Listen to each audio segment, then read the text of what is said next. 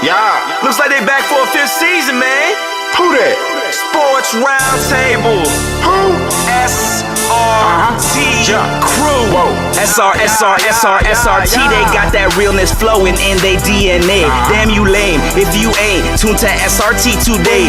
HO got that payload when he say so. What you betting on? Don't get mad at me on fantasy. Break up Kyrie LeBron. I be smooth as sports superhero Hancock in the mix. Deal with roll top forever. Real talk, you know who he gon' pick. See where I be with SRT. Behind the glass, that G Money. They win strong. I never lose. 6-man elite. That's J Smooth. All you other sports radio shows is fake news. Believe that. Turn up your radios, cause it's time for SRT Radio. Yeah. What up? It's your main man. Yes, sir.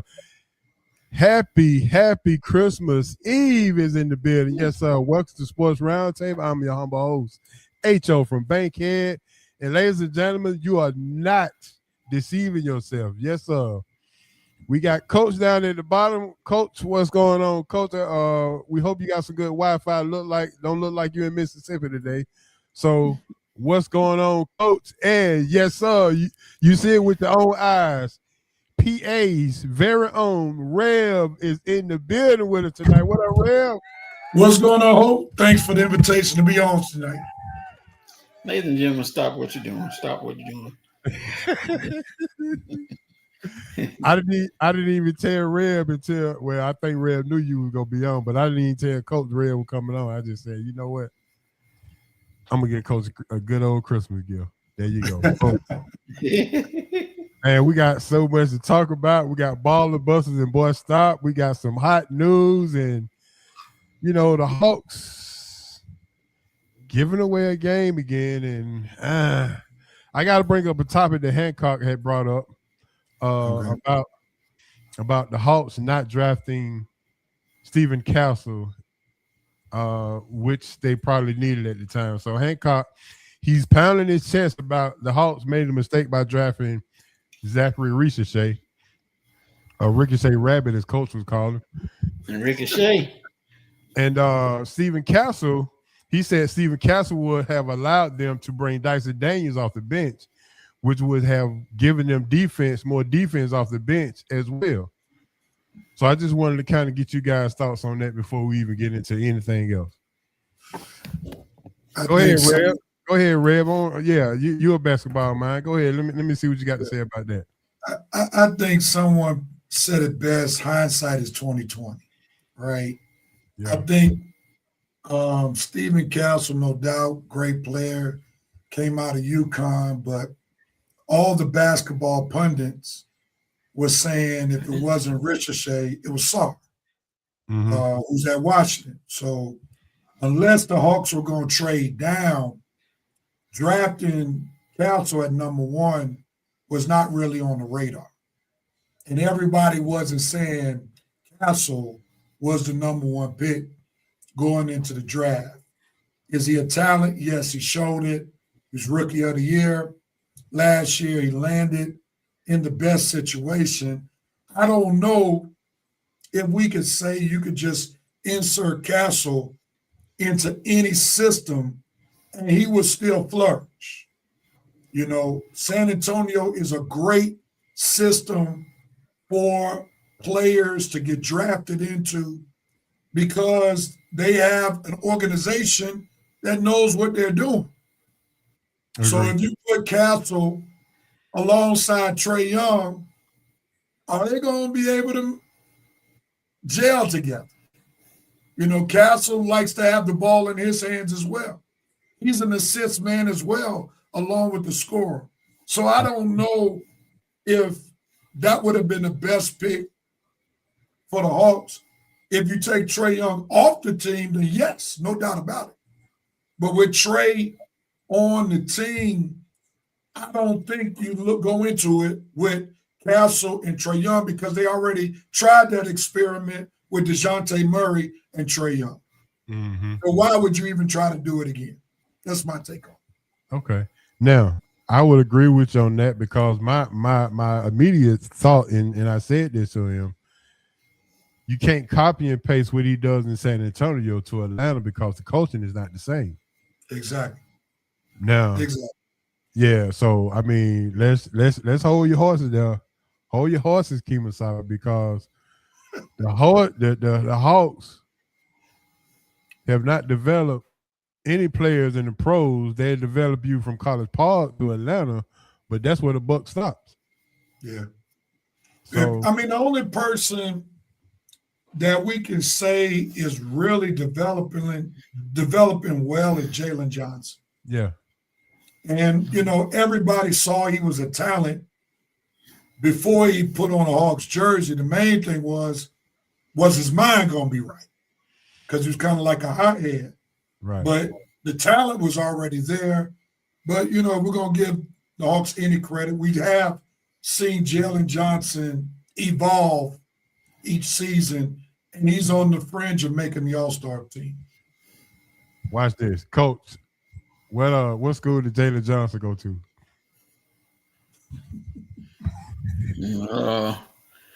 Tennessee. Coach, you're joking, right? You're joking, right? Yeah, he got. Yeah. Yeah, he joked. Coach, what's your thoughts on Stephen Castle? Possibly could have been a better fit for the Hawks than Reese Shea. Castle is doing what he doing, where he is, and he fits right in there with Wembanyama, combining to make a serious 1-2 punch for the. Yeah, he don't have no pressure. He don't have no pressure on him. None. So yeah, I agree with that. He's able to play freely. Wembanyama is doing what he does, and Wembanyama benefits from what he does, and he benefits from Wembanyama playing beside him. With the Hawks, I don't know how it would have been as good as like you said, as advertised, but Right. I guess it's wait and see on Ricochet. Let's see how he develops. Big Z said, "What's up, Coach?" Big Z in the house, ladies and gentlemen. Big Z. He is in Montgomery. Oh my goodness. Yeah. At home. They got cornbread down there, Coach. Hey man, Big Z. You eating that cornbread with your red beans and rice, sir? Oh. All right, like we said, we got some hot news, man. We got some hot news coming up. We got college football playoffs is a joke. The biggest fall in the NFL this year. In the transfer portal, $5 million if you get you a good quarterback. Oh my God. $5 million for a transfer quarterback. Why would you go to the pros? Yeah. Why would you even go to the pros if you're getting more money in college than you are in your NFL contract? Yeah, we got to talk about that. Yeah. So before we get started, man, happy Christmas Eve for everybody. I hope everybody garbage people came by today. If your garbage is out on Wednesday, they came and got mine. So yeah, I really appreciate that. Make sure you like and subscribe to the show. We're on YouTube and Facebook Live, and we're trying to get on Instagram as well at some point. But just like and subscribe, and for all you new for all the people who hadn't never seen Reb before, Reb has a Red and Reb show on Saturday mornings from 10:30 until they get tired of talking, basically. And he had the pleasure to have me on there sometimes on Saturday morning, and I be fresh from getting my hair cut and come on the show, and man, we have a good old time. So don't be surprised if you see Red pop in the chat tonight. Yeah. Yeah. So Rev is a very good guy, man. We call him Rev for a reason because he is a doctor, Dr. Reverend Dr. Harris. Yes, sir. Yes, sir. So congrats on that. And Cuz said had cornbread at a spot in Auburn yesterday. What you eat with it? Yeah, I'm sure he'll tell you. Uh-oh. He stopped at Buc-ee's? Oh, Buc-ee's. Lord. Ooh, I'm surprised he was able to get out of there. Yeah, that's tough, dang. That's the Walmart of gas station. Exactly. Yeah, Yep. and look, Cuz said they pay well too, cause they were advertising job for Buc-ee's. Assistant manager making over 6 figures at Buc-ee's. Yeah. Yeah, because they stay I mean, busy. that makes sense. That makes sense because at Buc-ee's, they got to at least have 50 to 100 employees per gas station. Yep. All that Yeah. stuff they got going on there. So that makes sense. Yeah. I'm Hey, surprised Coach, the cooks don't make 6 figures. Yeah, Coach. Get what? Right in time for the fun bag, the Christmas edition, huh? Oh Lord. Uh-oh. Right in time. Red, put your seatbelt on. That's all I got to say. All right. I'm fastening right now. It's gonna be all good. Well, ladies and gentlemen, let me get to my brother here. Let me get into my oh, we got some hot news here. There we go. Hot news. Boom. I had a roundtable discussion. All right, ladies and gentlemen, it is now time for some hot news. Yes, sir. And the hot news sponsored by Big Easy Grill, 1193 Collier Road. Big Easy Grill is the best Louisiana seafood in town. If you don't believe me, you can ask me, you can ask Coach, you can ask Asa. We got to get Reb over there to get him some seafood. I know he kind of trying to stay away from the fried food, but they do have grilled shrimp. They got grilled everything. So come on over to Big Easy Grill and join us while we sit around and talk.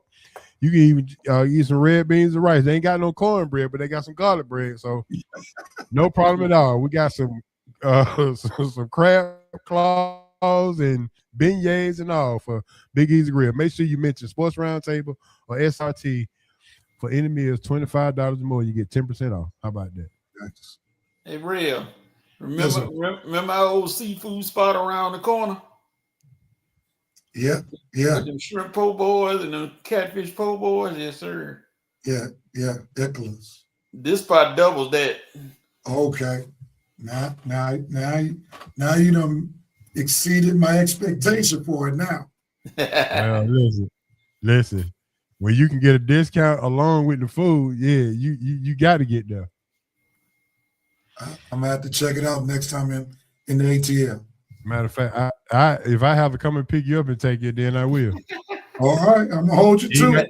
You ain't got to worry about trying to get in one of them driverless cars. Oh Lord. That Uber's pushing out these days. Yeah, Rev, I told you I saw one here in Atlanta, didn't I? No, you didn't tell me, but I just talked to someone who's living on this side of town where I live, and he was in Atlanta up in College Park. He was there for a wedding, and he took one of those self-driving cars from his hotel to the venue. Ain't no And way. he said that the car let him out in the middle of the street.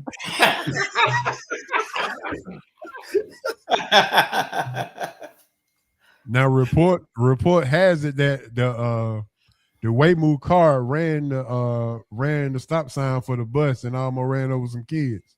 Oh my goodness. See. Yeah.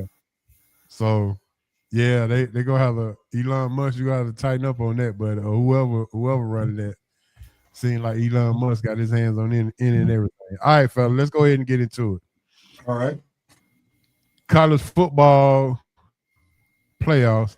Is it a joke or is it not? How do we fix it? Coach, I'm gonna go ahead and start with you first. Well, is it a joke? Is it not? And how can we fix it? Well, Tulane and James Madison made it a joke because, okay, we're going to give you credit for winning your little conference, and then you get invited to get from the kids' table to the big boy table, and then you go out there and you act like you never played football before, or just Oregon and Ole Miss was just that much better than you, and they pancaked you. Well, James Madison said they put up 34, but the other team had almost 60, so that don't make you look any better.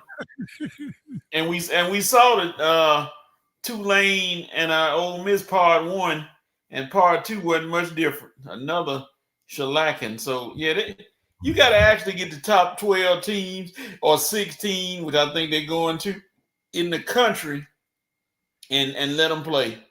Don't worry about them conference championships. They kind of them kind of money grabs. They making them money grabs. Get the top 2 teams out of the conference and let them go into the tournament and let's ride. See what happens. All right, Red, what you got?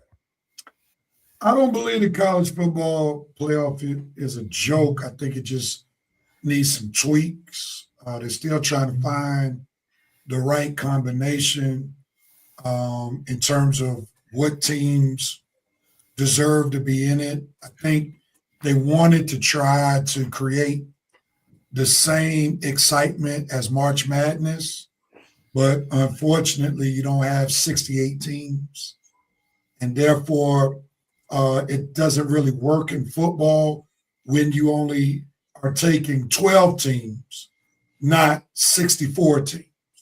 So the Cinderella story that they are hoping to get from the James Madisons of the world and the Tulanes, they're just not going to happen when you're playing the top teams in the country who are fully loaded and they have too much depth that James Madisons and the Tulanes can't compete against. So I think they just have to recognize that you're not going to get Cinderella in the current college football playoff. And I think I was listening to somebody, I can't remember exactly who, but they made a good suggestion. Keep the tournament to the Power Four. Then create a separate tournament for the 5 mid-major conferences, so that some team in the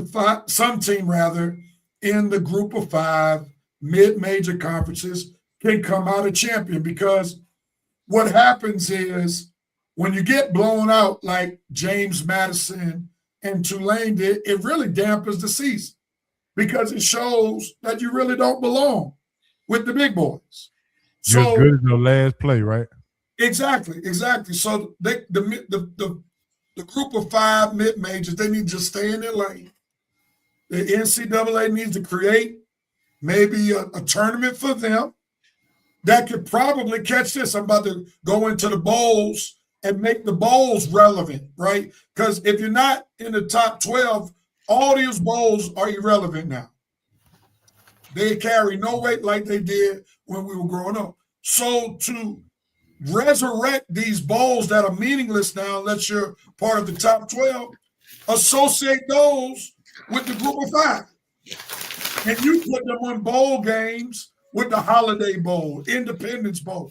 Put that tournament and connect it to the group of 5, and then you still keep those bowls relevant. NCAA, I want to get a check if y'all decide to do that. There you go. Well, we'll make sure we cut this video up and send it in as a resume. I said last week they need to have a play-in tournament. They need to have James Madison play Notre Dame and Tulane play BYU or Texas. And if you so choose to earn your way into the playoff, then beat these guys and get in. I like that suggestion. If you're gonna be bound in the tournament to keep those group of 5 schools in, then that makes sense. Yeah, because go ahead.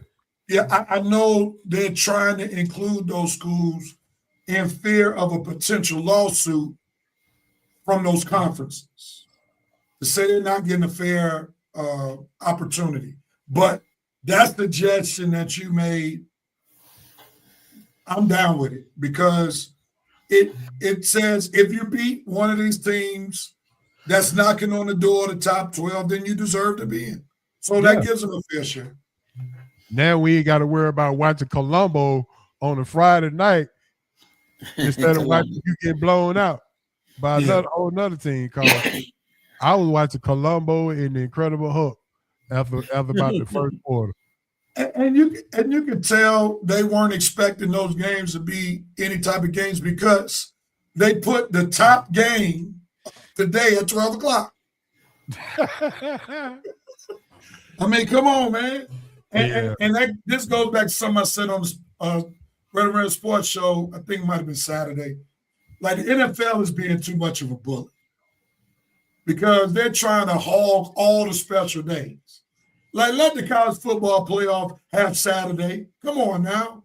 Mm-hmm. And that's part of the reason why the 12 o'clock game was the best game, because they didn't want that game to go against pro football that was going on at 5 and 8 o'clock on Saturday. Yeah, I agree. Yeah,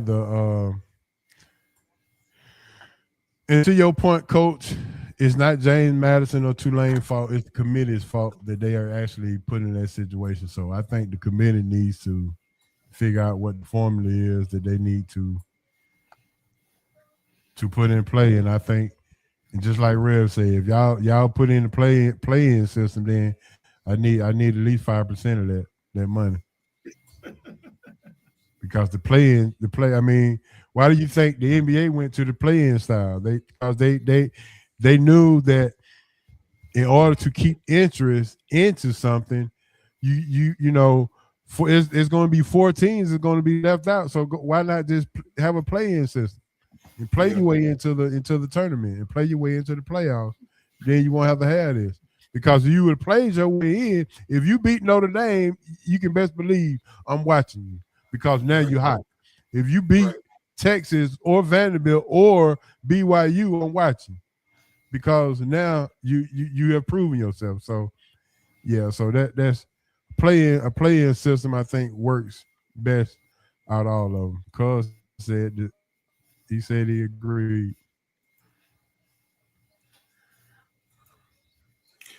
All right, let's see what else we got here. Hold on right quick, Ho. I think the only joke about the playoff is allowing Notre Dame to get in if they're in the top 12 in the years to come. That's the biggest joke, because Notre Dame at some point needs to be in a conference.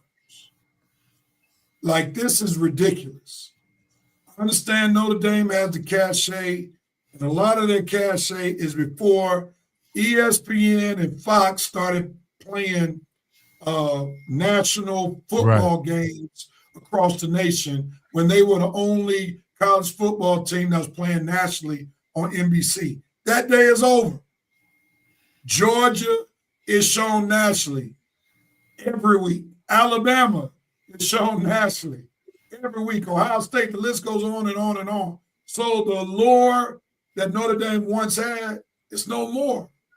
So the college football playoff could have humbled them and said, listen, if you want in and you want a guaranteed spot in, because now next year the conference championships of the Power Four guaranteed a spot, made them go to a conference. So bowing down to Notre Dame, I think, is the biggest joke when it comes to the college football playoff.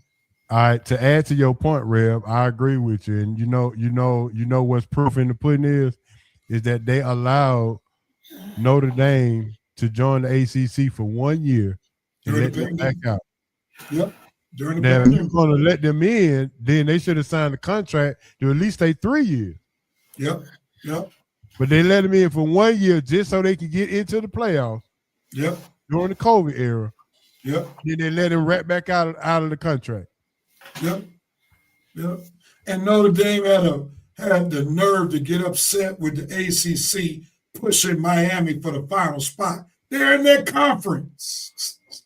Like, you whiners, you crybabies, go see a priest and repent. Or come see Rev. If Rev ever tell you what you really... Don't come see me, because I ain't gonna be as compassionate. Real say. Yeah, let's see. Cuz said a few years ago they tried to make Notre Dame. Yeah, they tried, but Notre Dame got too much money. They said, "Nah, we're gonna do this for 1 year and come on back out of there." And they lost the national championship and got right back independent. Yep. Because it wasn't like you thought it was. Okay, let's see what we got next. Come on, word, pop up. There we go. All right, the biggest NFL fall from grace this year. Is it Baltimore? Is it the Detroit Lions? Is it Kansas City? Is it the Colts? I mean, it got to be Kansas City, in my opinion. Well, Kansas City had the most expectations, but and it's the biggest fall. You go from Okay, go ahead. Yeah, you go from Super Bowl to not even making the playoffs. I mean, so we might have thought a gradual slip may take place, like from Super Bowl to maybe AFC Championship or wild card. They messed around, went from Super Bowl to not even being in contention with 3 weeks left of the season. Yeah. It wasn't even to the end of the year where they got eliminated. They got eliminated 3 weeks before the season was over. So, that's my team, but they had the biggest fall from grace, because you look at Indianapolis, they still have a chance, even though they perform a great choke job. Mathematically, Detroit is still in it, even though their chances are slim. Kansas City, they up here putting players on IR. They still got 2 games left to play. So that's how I would have to go with Kansas City. Coach, who you going with? I was going to go with Baltimore, but Baltimore still got a chance. Outside chance, but hey, they still got a chance. Kansas City, what year have you ever seen it where 2 quarterbacks back-to-back have ACL injuries? I mean, two was starting quarterback, then the reserve quarterback get an ACL injury, then so-and-so, his toe hurt, he on IR. Joe got a pulled hamstring in his finger, he on IR. And I mean, they just dropping like flies. And Travis Kelce doing podcasts probably gonna say, I'm waiting on him to make his announcement and come up and saying, this is it for me, I'm done. Y'all go on without me, because I have shamed my team and everything. Taylor Swift still my wife. But I've shamed my team and everything is going wrong. And I don't know what's going on, but I think it's time for me to get out of there. And nobody will be hurt if he leaves. So it's ridiculous.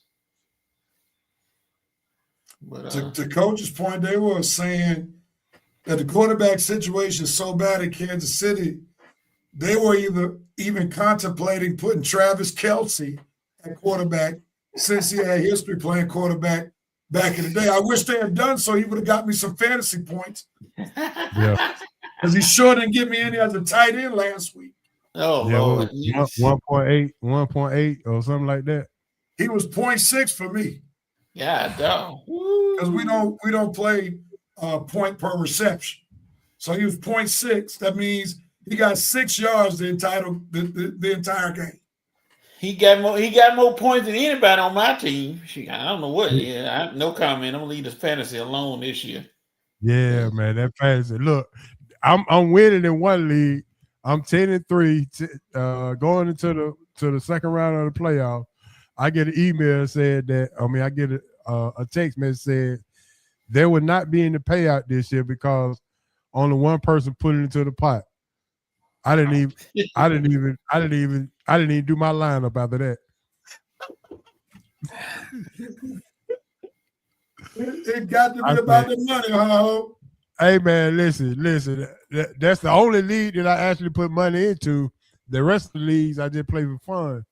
But I was looking forward to this one because I was red hot. I had Jordan Love and Justin Herbert as my 2 quarterbacks. I was rotating them in and out. That's a good rotation. Yeah, man. And I'm like, man, come on, y'all tripping. But the other league I won the championship with, so, and I'm in the semifinals this week with my Yahoo league, so there's no payout there, but I still got the Powerball tonight, which we'll get to that later.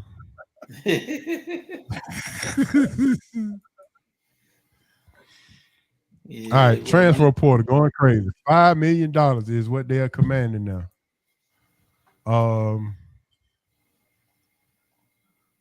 The guy from Tulane who went to Duke, he got $4 million to go to Duke this past year.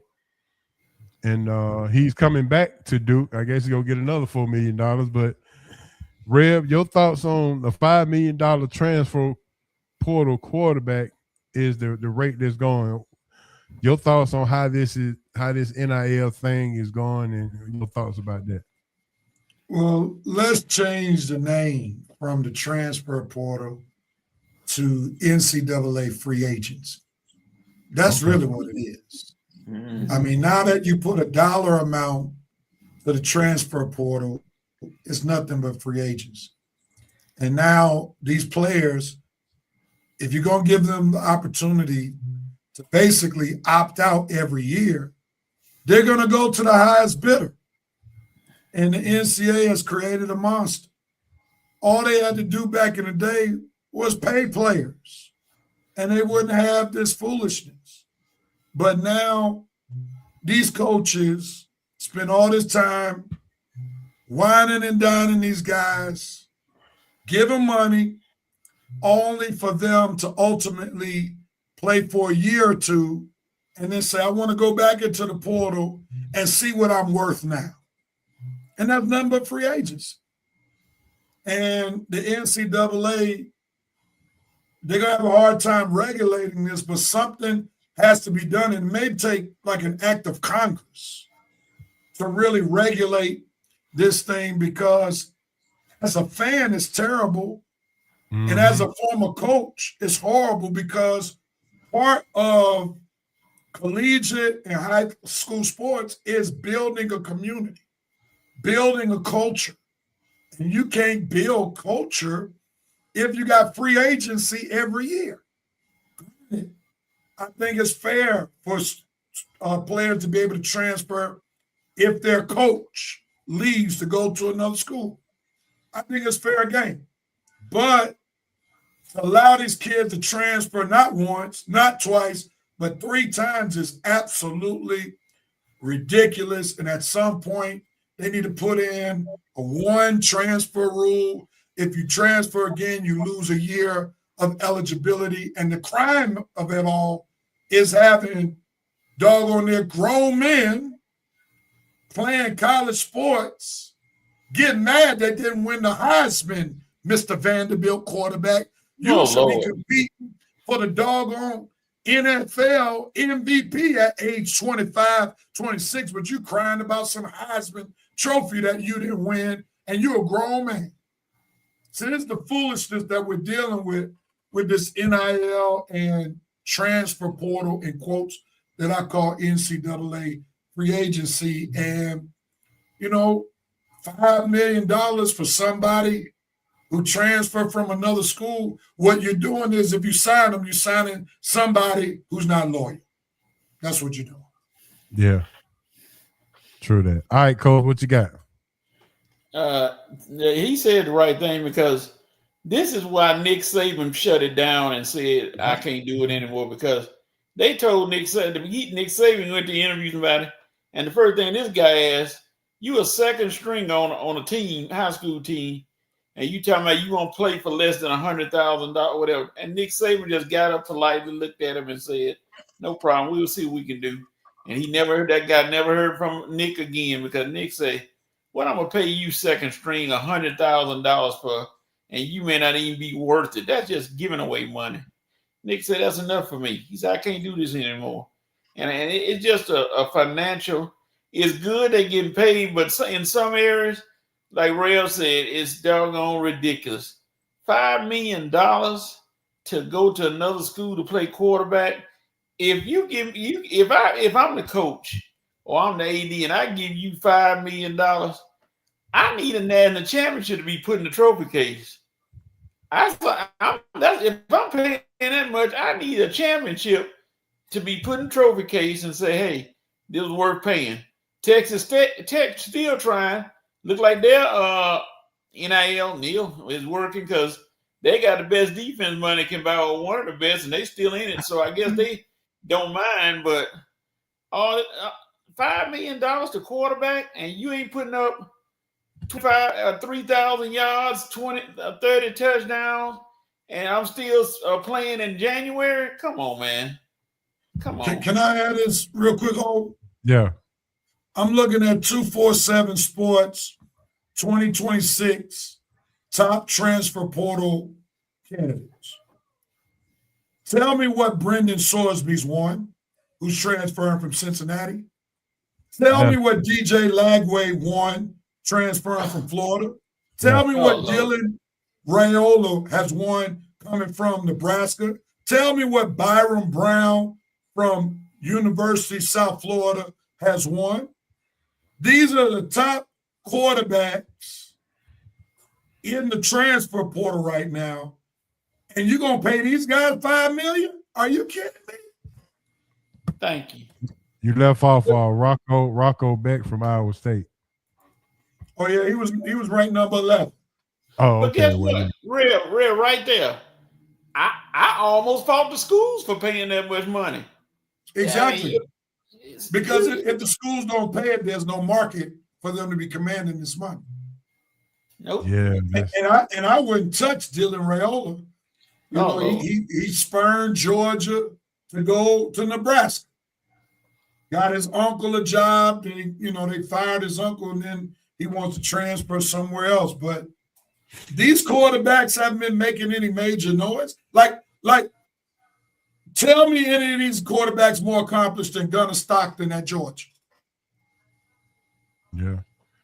Well, let me ask you this. Should we blame Carson Beck for this type of behavior we got going on now, because he was in high demand last year? But to your point, Reb, at least he had won something. Yeah, he accomplished. He was accomplished. Yeah, I mean, he's played big time football. He's been on the spectrum, even though he's a choke artist. He still has a resume. He has an SEC championship, even though they won it, in the second half without him. But he's accomplished. He's played on the big stage, and Miami wanted him. So like Carson Beck is more accomplished, or was more accomplished, when Miami got him out the transfer portal than any of these guys. He has a better resume than all of these quarterbacks put together. Like DJ Lagway was just straight trash in comparison to what he was hyped up to be. Yes, Poster boy. Yep. 5-star what? I ain't seen no 5-star talent anytime I watch Florida play. All right, let's go to the tenant. Cuz said he really blamed coaches for the merry-go-round for this stuff. No loyalty for the coaches, he said. There's an argument to be made, but I think the merry-go-round is, in most situations, is when you're dealing with going from one level to a higher level. Right. Yeah, most of the jobs, like they're making a higher move. Like Lane Kiffin. Nobody can argue what's the better job. Ole Miss or LSU. It's not even close. Right? The guy who took the job at Florida, did he leave Tulane? Yes.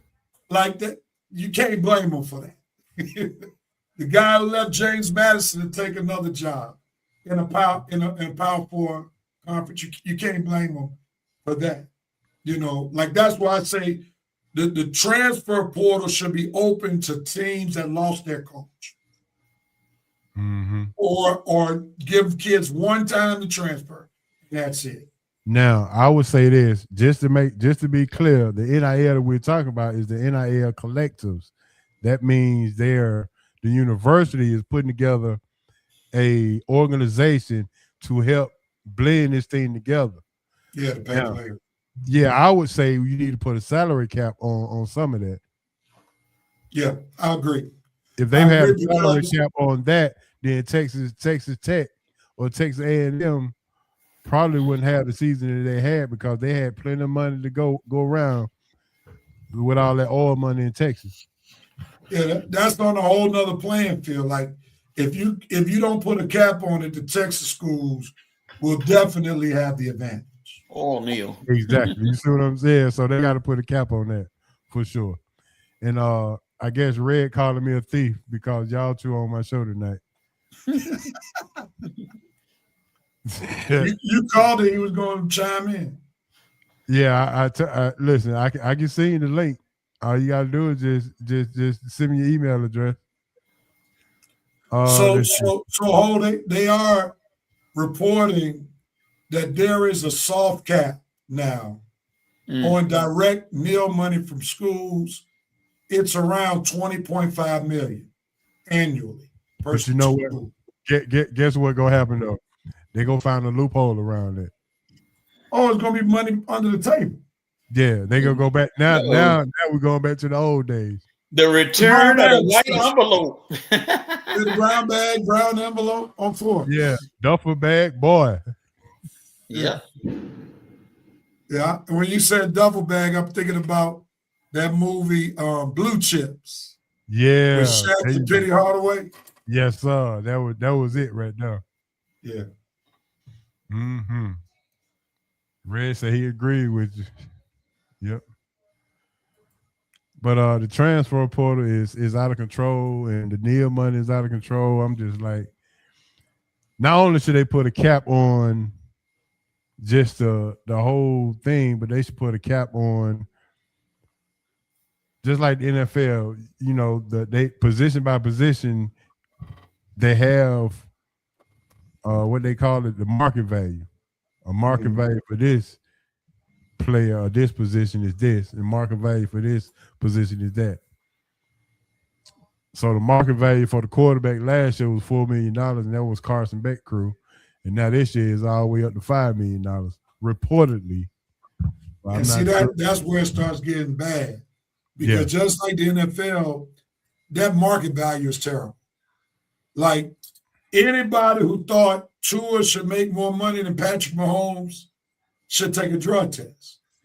And that's where that market value stuff goes. It should be based on player ability and not market value. Now in the NFL, you got a team like the Miami Dolphins who now are going to probably have to eat up a lot of their salary cap money because they went with that market value stuff. Going to NCAA, they better start paying these players based on their ability, not the market value. Right. Because none of those quarterbacks should be commanding $5 million because they haven't reached anywhere of Carson Beck's ability or achievements. So I would have reset the market if I'm one of the schools, like we're coming down to $3 million. We're coming down to $2 million with this crew because y'all ain't done nothing. Yeah. Coach, you want to add something? No, he said everything need to be said. It's the money that's being passed on. Like I said, y'all said if you don't put a cap on it, it's ridiculous. You should have done that from the start when you first introduced it. You should have said no school can spend more than X amount of dollars for whatever, and how you spend it is up to you. If you want to go out and spend $10 million on 2 players instead of spreading it around to about 10 players, that's on you. When it get to that cap, you can't do it. It's over. Yeah. It seems like the more, or they say all the time back in the day, better be careful what you pray for, because once you get it, then you got to deal with it, because we have been praying and chopping at the bit for these college student athletes to get paid, and now they're getting paid. Now it's out of control. It's the wild, wild west. Then you got agents. Then you got agents in college. And wait till we get to our baller busters and boy stop. We got one kid got drafted. Now he want to go back to college, and then the NCAA say you can play right away. Yeah, that dude got drafted. Man, and he was like the number 31 pick in the first pick, round. Yeah. 2023. It wasn't even that long ago. I think the NCAA is viewing its own mortality. And they're mighty afraid that the Power Four conferences are going to just say, we don't need you anymore, NCAA. This is why they're allowing anything and everything, even those things like this that make absolutely no sense. No. How can you get drafted and then all of a sudden be eligible to play college football? It's ridiculous. He got drafted, tried out, got cut, went overseas, played, tried out again in the summer league. He done played in 3 summer leagues, and now he said he just want to go back to college. Guess why? Because they got NIL. Exactly. Because he's going to get money that he couldn't get in the NFL. NBA. And see, here's the problem. The more and more they allow this kind of stuff, it makes it even harder for high school kids to get scholarships. Yeah. Where I am, they had 20 seniors on a team that went 11-3. Advanced to the semifinals of their district tournament. Had some solid ball players. Mm-hmm. Only 1 out of 23 to this day has a college scholarship. He committed to sign with Virginia Tech. He was going to Penn State, but he traveled with James Franklin to Virginia Tech. The rest of them, catch this, are going to have to wait until after spring practice, once the spring transfer portal opens up, before they even get a look. So now, unless you're a stud, you're not going to get any college looks until after the second transfer portal, after spring practice takes place. Right. So it puts pressure on the coaches that's high school coaches, because the parents gonna be like, well, what are you doing to try to help my kid go to school? Yep. Or if you don't help him, then we go transfer.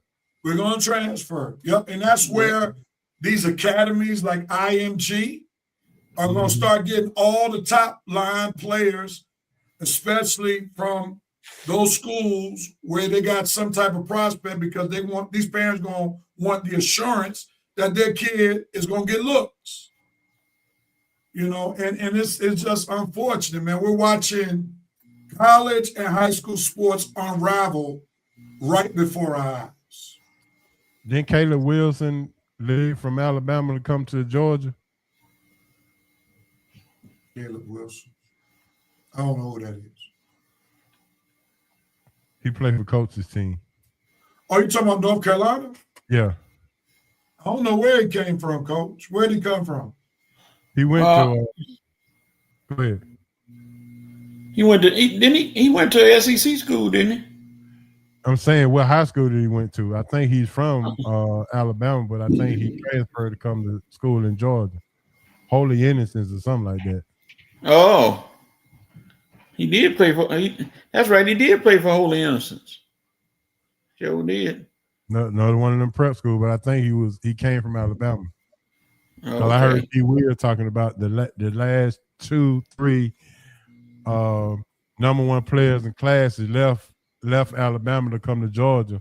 Like Caleb Hope, he went to Buford or Grayson.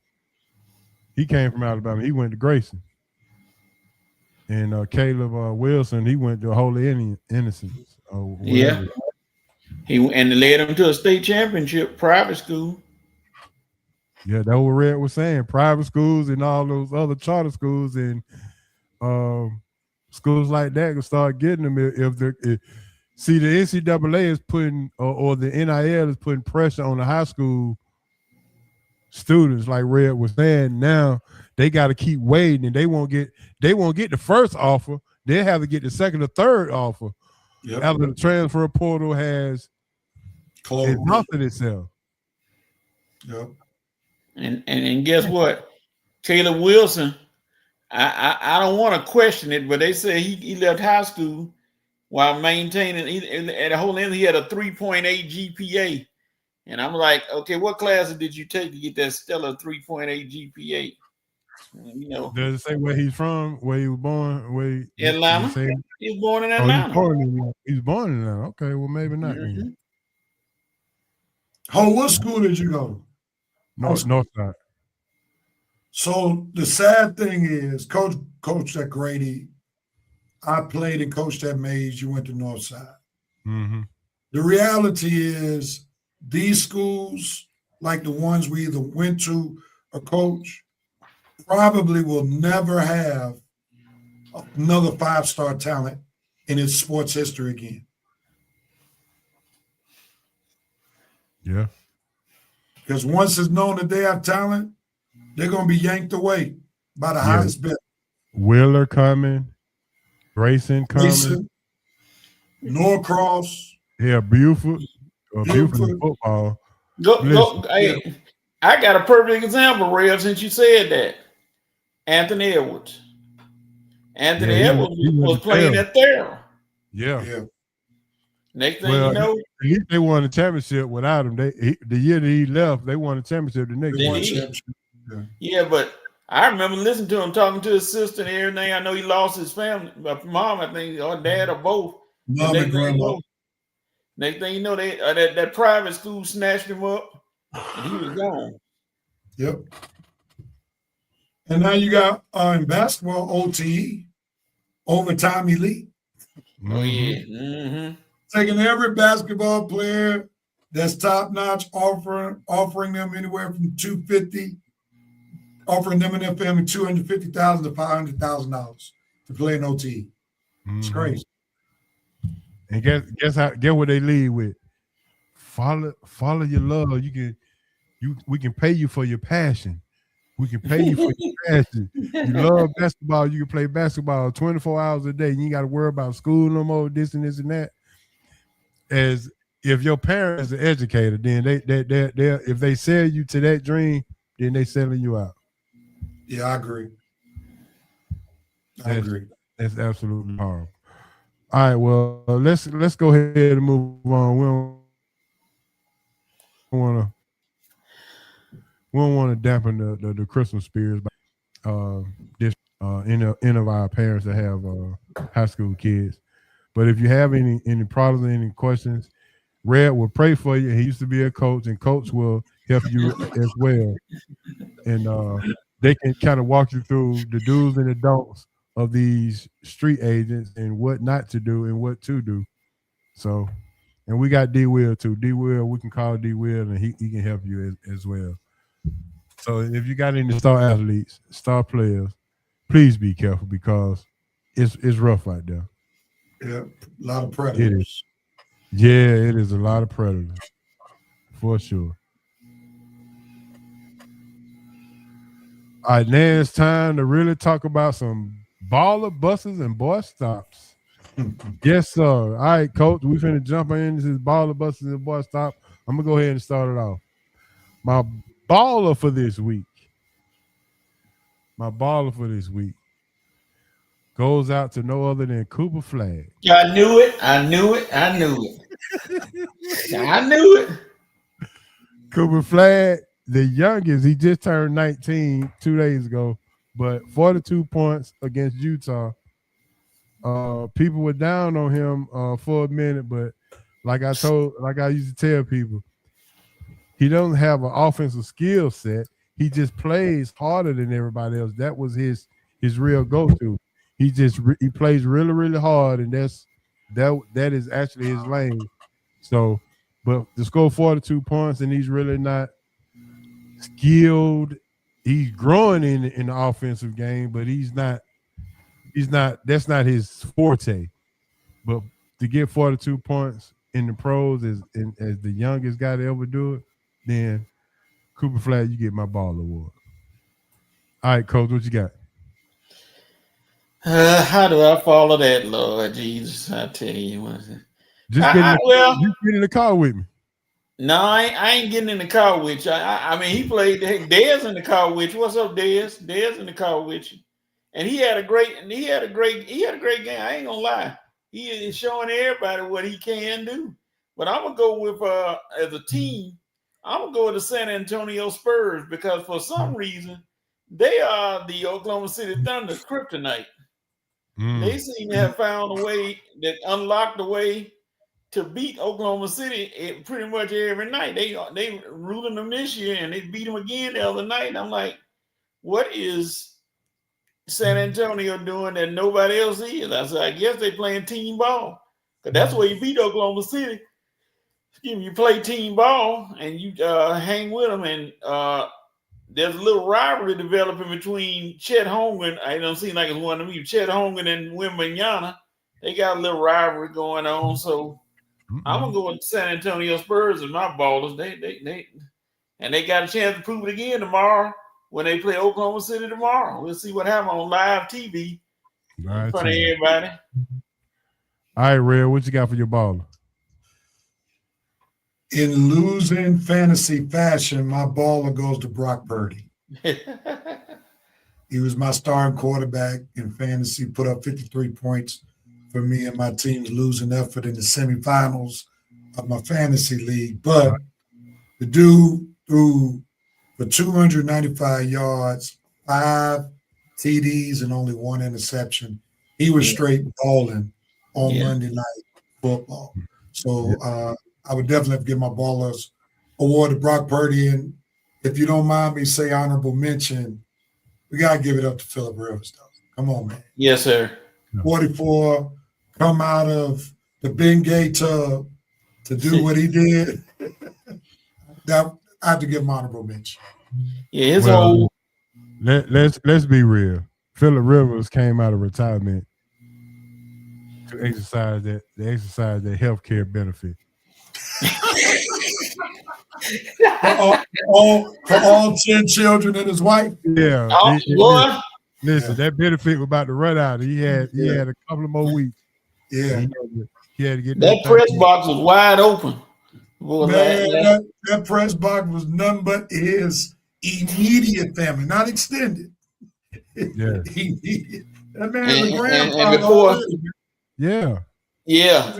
And before somebody said, yeah, look at all these black folks having all these kids, all them his.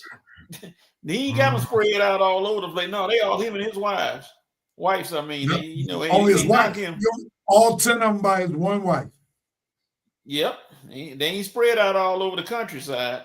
So if he ever tried to leave her, he is the walking definition of it's cheaper to keep her. Yes. Yeah.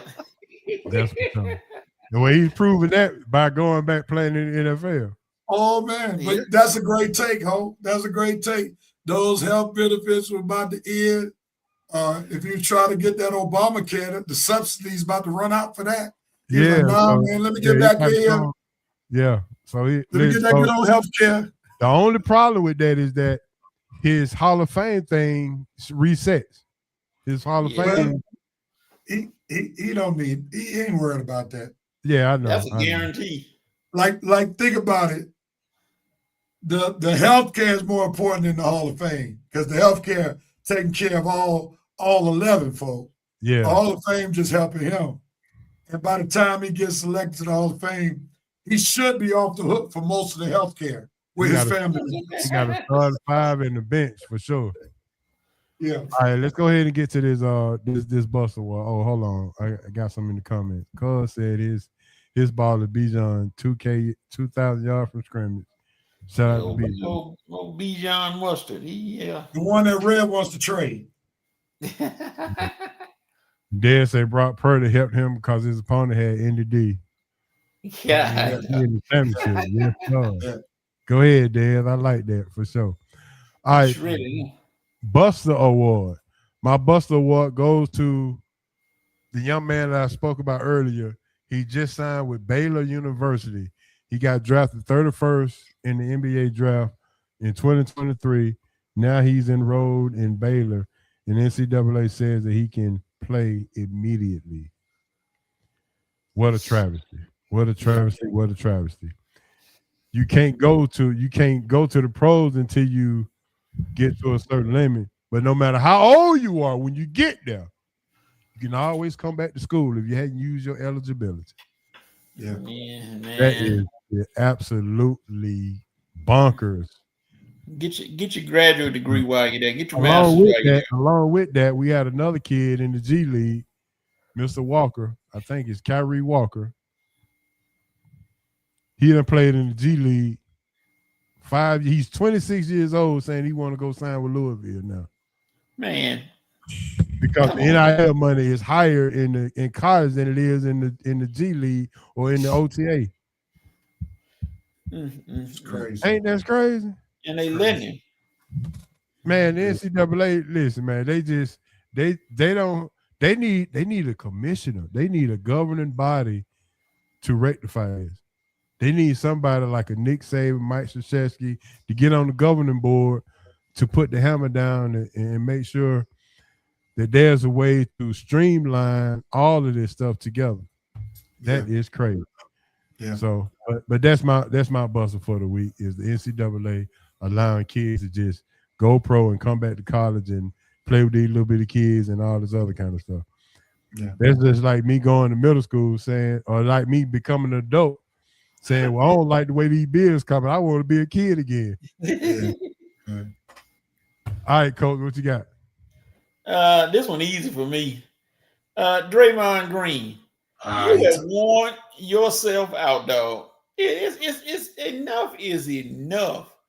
Everybody see you this fake tough guy who always got you. You can't play triple single, but you got to create some kind of controversy so that you can stay in the spotlight.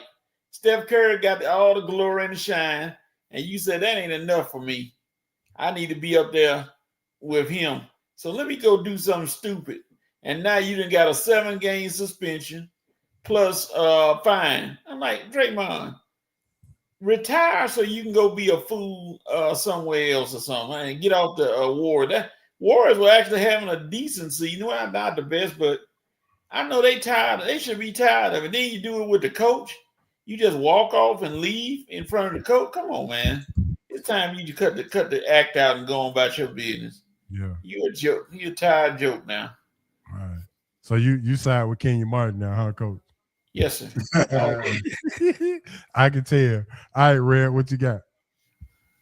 Coach actually took my Buster Award. I was going Draymond Green too. Go ahead and get in the car with him then and give me your I ain't gonna get in the car with him because I got another Buster from my fantasy team. It's all about fantasy for me right now. I'm still trying to heal from my loss in the semifinals. And my Buster Award goes to Taylor Swift's future husband, Travis Kelce. Giving me 0.6 points as the starting tight end, man. Yeah, listen, that's pretty bad. Listen, Kansas City's demise on offense in particular, in a large part is because of Travis Kelce. Like, a lot of folk don't want to say this. It's not popular. He was pivotal for their 3 Super Bowls that they won. Nobody can deny that. You know, he's probably arguably one of the best players in Kansas City Chiefs history. Nobody can argue that.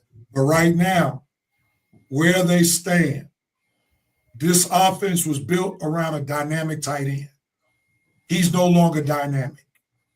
He's not even a fringe tight end anymore. He can't get any separation. And now you can't get away, or Kansas City can't get away with just having B-list wide receivers if you don't have an A-plus tight end. So I saw it live and in living color. Yeah, Mahomes wasn't out there, but you can at least get more than 1 catch for 6 yards, Travis Kelce. Yes. So you get my Buster Award with a capital B. All right, let's get to the tennis here. Dad say Houseway. Yep, they killing the high school recruits. Yeah, for sure. Oh, Tracy said that she's on pretty early tonight. She said her bus is Zachariah, coach Ricochet, and the Hawks losing the game. His dumb filing without the ball even being in play. Gave them the game. Yeah, Ricochet.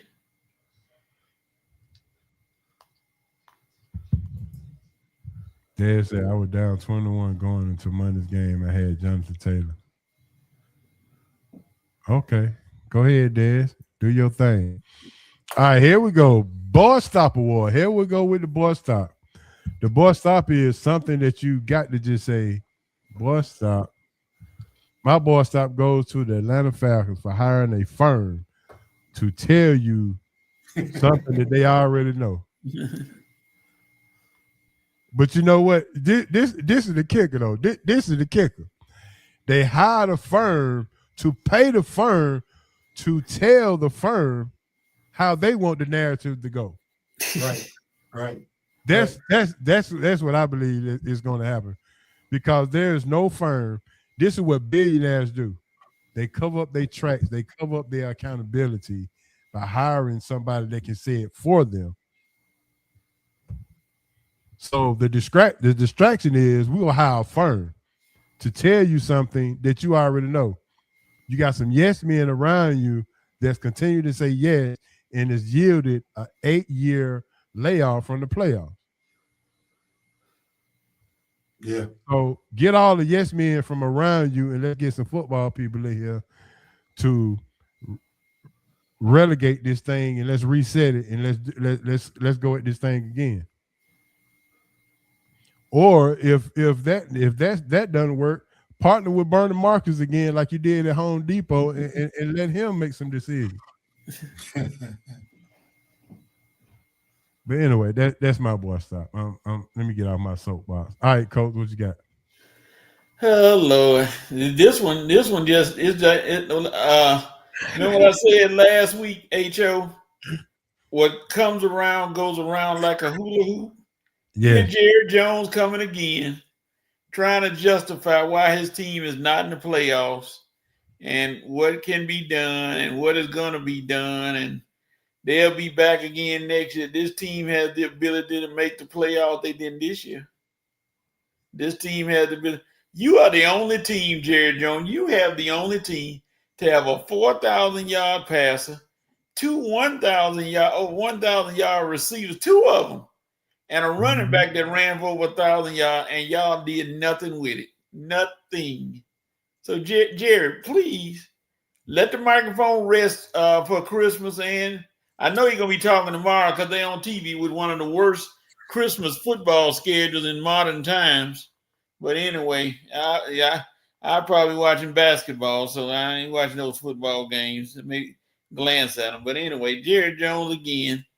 You keep coming back for more. You get my Boy Stop Award. All right, Red, what you got? Coach, I'm sorry. I'm going to have to do this to your boy. But my Boy Stop Award got to go to DK Metcalf. Bro, like, I need you to add an attachment to the famous phrase we learned as kids, where it says sticks and stones may break my bones, but words will never hurt me.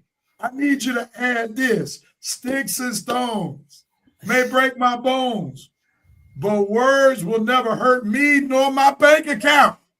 Bro, you can't lose money because you're worried about what people shouting from the stands. Lord. What made it worse, DK Metcalf went over to the dude. So that meant he intentionally heard what the dude had to say. I don't care what he said. It's not going to make me lose $500,000. I don't care what he said. It's not going to make me potentially lose 45 more million. He can say whatever he wants to say about my name, my mama. He can even call me the N-word. I ain't going to the stands and lose all that money. Yeah. So learn how to tune out people, DK. This is a very painful financial lesson that you're about to learn, where you're losing all your guarantees, all because you're allowing your ears to listen to what the stands got to say. So, boy, stop listening to the people in the stands. That's good. That's good. Yeah, Rev. I have no comment on that. That was just pathetic how you just.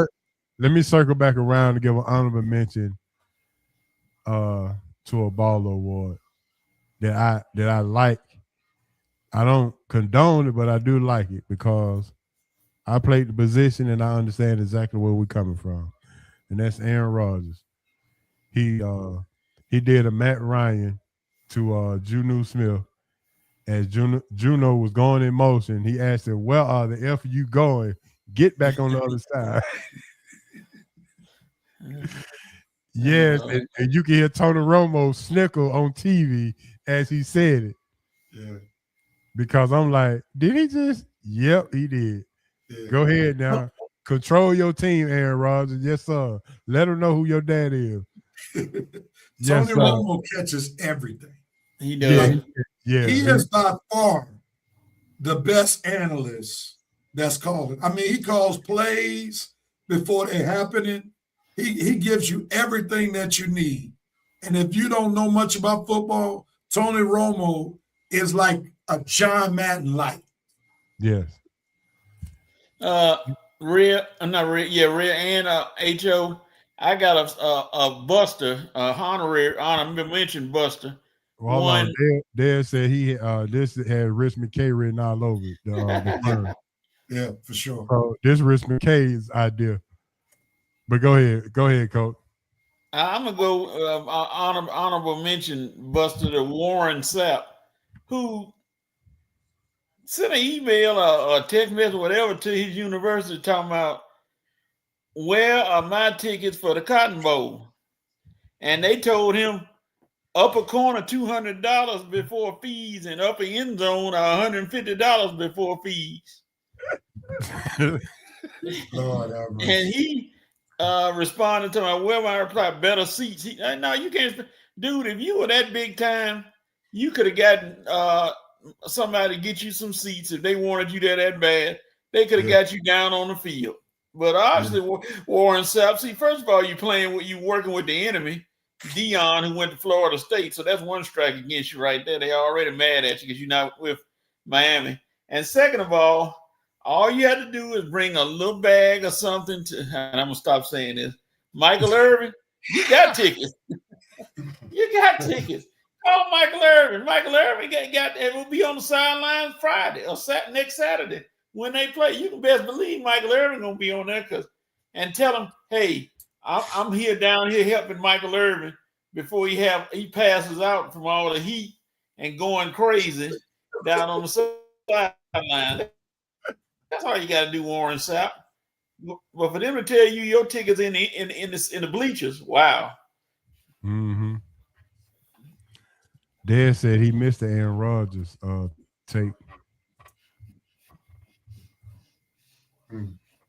Yeah, Dad, just Google Aaron Rodgers and Jonnu Smith, and you'll hear Aaron Rodgers. He went in motion by mistake, and Aaron Rodgers said, "Where are the F you going?" And Jonnu Smith, he did a U-turn, went back to where he's supposed to go. I mean, he literally stood up. He was under center, then he stood up to ask him, "Where are you going?" I'm like, boy, that's what I'm talking about. Control your team. Control your team. All right, but that's it for all our ballers and busters. I don't think nobody else got anything else. So what we're going to do now is we're going to jump into our round table discussion. Roundtable discussion is sponsored by Bo Bell Basketball. If you need some help or an improvement in your basketball game, Bo Bell Basketball is the place to be. He got 3 different locations, North, South, and Midtown. Go to CoachBoBell.com for more information. Let him know SRT sent you. You get your 10% off any kind of consultation. But before we get into our roundtable discussion, fellas, I got a question of the day. And I'm going to hit the question of the day. I got 2 of them, actually. I'm going to do one now and one after. Who was the most anticipated player going from high school to college, regardless of what sport, that you wanted to see play in college? The most anticipated player in high school that was going to college that you said, man, I can't wait to see him play in college. Any sport. See, like I would have said LeBron, but he never played in college because everybody, hyped him up to be the next big thing. I'll go back a few years, and this is when I was in high school. Y'all may remember the name Felipe Lopez. Oh yeah. When he was touted to be the next best thing since Jordan. And he was real big out of New York City, went to St. John's, had a decent career at St. John's, but didn't live up to the hype that everybody gave him on the magazine covers back in the day when he was in high school. So I would say Felipe Lopez was for me. And it was a little bit lackluster for me, especially with all the hype that he was given when he was playing high school basketball. Mm-hmm. Coach, you got anything about it, or you want me to go? Oh yeah, I can take it back even further. Go back to a school in New York, Power High School. There's this one tall fella there playing at Power High School. Rev know I'm finna say because he's smiling. Exactly what you're about to say. You know where I'm coming from. I know who you finna say too. Let's go. Lou Alcindor. You the only one can take us back that far. Lou. See, here we go. One Lou Alcindor, or as he became known later, Kareem Abdul-Jabbar, came in and was so dominant in high school. I think he lost one game in high school, lost 2 games in college, maybe. I think it was 2.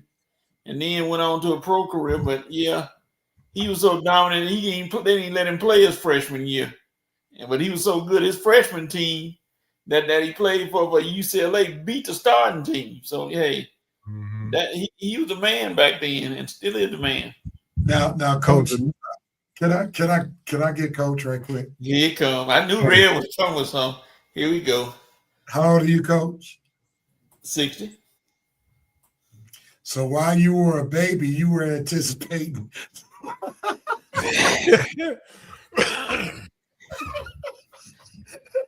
That man, 78 years old. How you gonna be anticipating him? This is what I do on the Red and Red Sports Show. I had to make sure he stays honest. Yeah.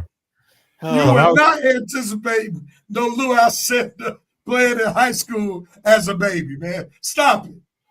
The highlights were very enthusiastic to me as a kid. I don't know if you had internet back then, Coach. But listen, I was going to say this, Coach.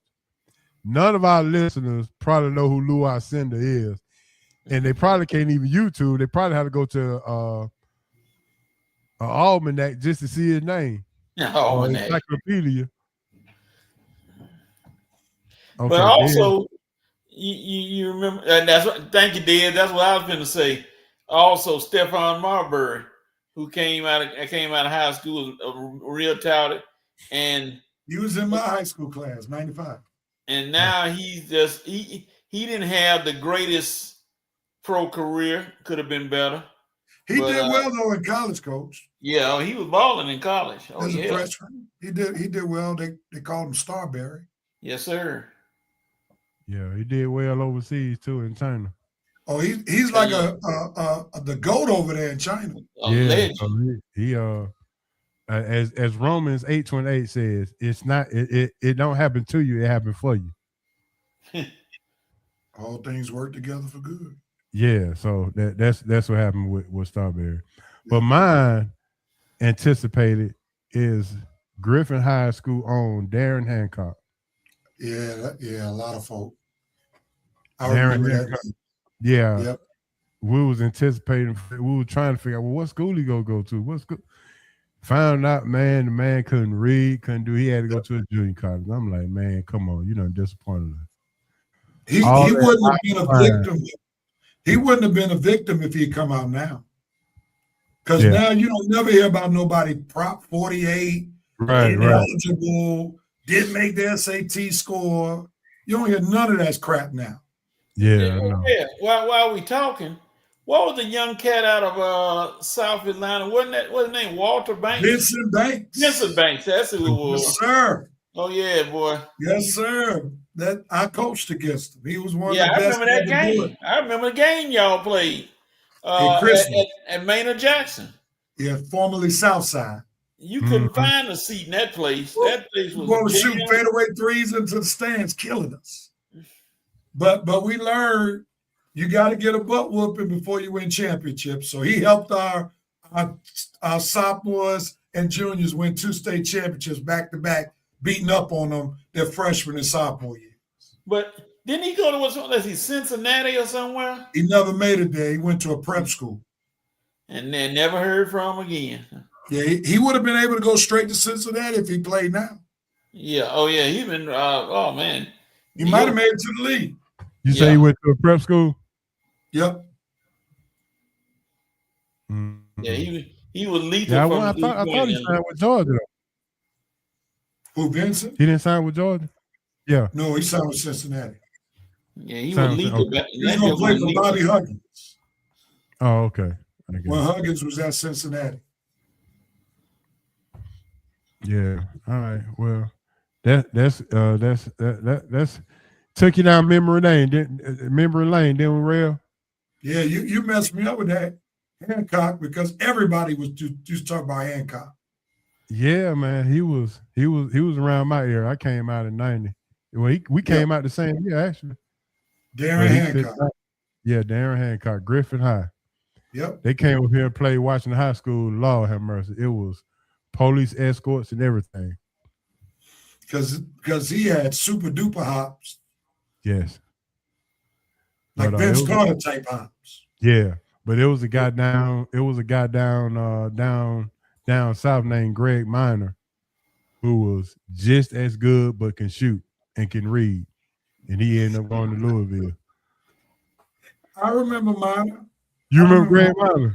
Yeah, I Yeah, remember. man. Greg was. Whew. Yeah, I A lot of remember. people talked about Hancock, but Greg Minor was really the one. Yeah. Yeah, Greg was. He was all of that. Yeah. All right, let's go ahead. Here go right here. Vincent Banks had to leave Georgia for personal reasons. He was academically ineligible for the 2004-2005 season. But they say his last year, he was Mr. Basketball, 31.7 rebounds, 5 assists. Just wasted. I was at the awards program where LeBron was awarded the Naismith and Vincent was awarded Mr. Georgia Basketball. Mhm. Just a He came out shame. the same year. Yep. All right, let's look at this NFL playoff picture. Based on Monday night's game, San Francisco got their last 2 home games at home. If they win out, they get the number 1 seed. And if they actually win out, they actually probably won't have to play another road game because guess where the Super Bowl is at? San Fran. Yes, sir. So, y'all thoughts on if San Francisco can win out and get the number 1 seed because they're the hottest team right now, and that's a good one, Dez. They still talking about this high school. Cuz said Hollywood from Decatur High. He went to Georgia. Look Yeah, at the other wait. one. Yeah. Yeah, but my Oh, yeah. Yeah, I remember seeing her as a 9th grader at the what's the name of that center coach when we were playing the Gwinnett. state championship? Gwinnett. Gwinnett. Yeah, Gwinnett Center. Yeah, it was Yeah. jam packed in there too. 85 was jam packed because of her. Yeah, I You had remember. to go down Satellite Boulevard to get to the game. Yep. She was a baller. Yes, sir. Definitely. She lost one time as a 9th grader the championship and didn't lose no more. Didn't lose no more. I was there when she lost as a 9th grader Yeah, because we won state that year. she was man. different. Yep. Yeah, Yep. she I was remember. different. What's that left-handed point guard y'all had that was Lil D, DeAndre Brent. Yeah, him. Yep. Yeah, he was I remember him being around my West Side family over there. He transferred in from Harper when Harper closed. Oh, did he? Yep. Okay. All right, Coach. What you got on San Francisco winning out? I don't know if their defense is strong enough because so many injuries. No Bosa, no Fred Warner, and a couple of other issues that might come back to bite them. But their offense is solid. I mean, you're looking at Purdy is finding everybody to throw to, and Kittle not like Travis Kelce. Kittle looks for that ball. He gonna get open, find some kind of way to do his thing. And then, of course, you got the ace in the hole, Christian McCaffrey, the Swiss Army knife, who can do everything other than quarterback. I ain't seen him quarterback yet, but never know. If they ask him to, he'll probably quarterback. So I don't know overall they got the talent to win the NFC, but they could. Now, like you said, you got every game at home pretty much, so anything can happen. What you got, Reb? I definitely think they can win out. I mean, think about it. They're at home the last two games. They're playing against the Bears and the Seahawks. Both of those teams are having solid seasons, but neither one of those teams are just unbeatable. So do I trust Kyle Shanahan at home in good weather? Because that's the other thing. Not playing in Chicago, not playing against Seattle, they don't have to deal with the frigid temperatures. Mm-hmm. So it's set up for them to be able to win these games. So you got three things working for you. You're at home, you have good weather, and you have Kyle Shanahan calling the plays. Can't get no better than that. And the hottest team in football. And the hottest team in football. So, would I be surprised if they lost one of them? No. But do I think they can pull it out? Of course. Because they're at home, good weather, and Kyle Shanahan. They got Chicago.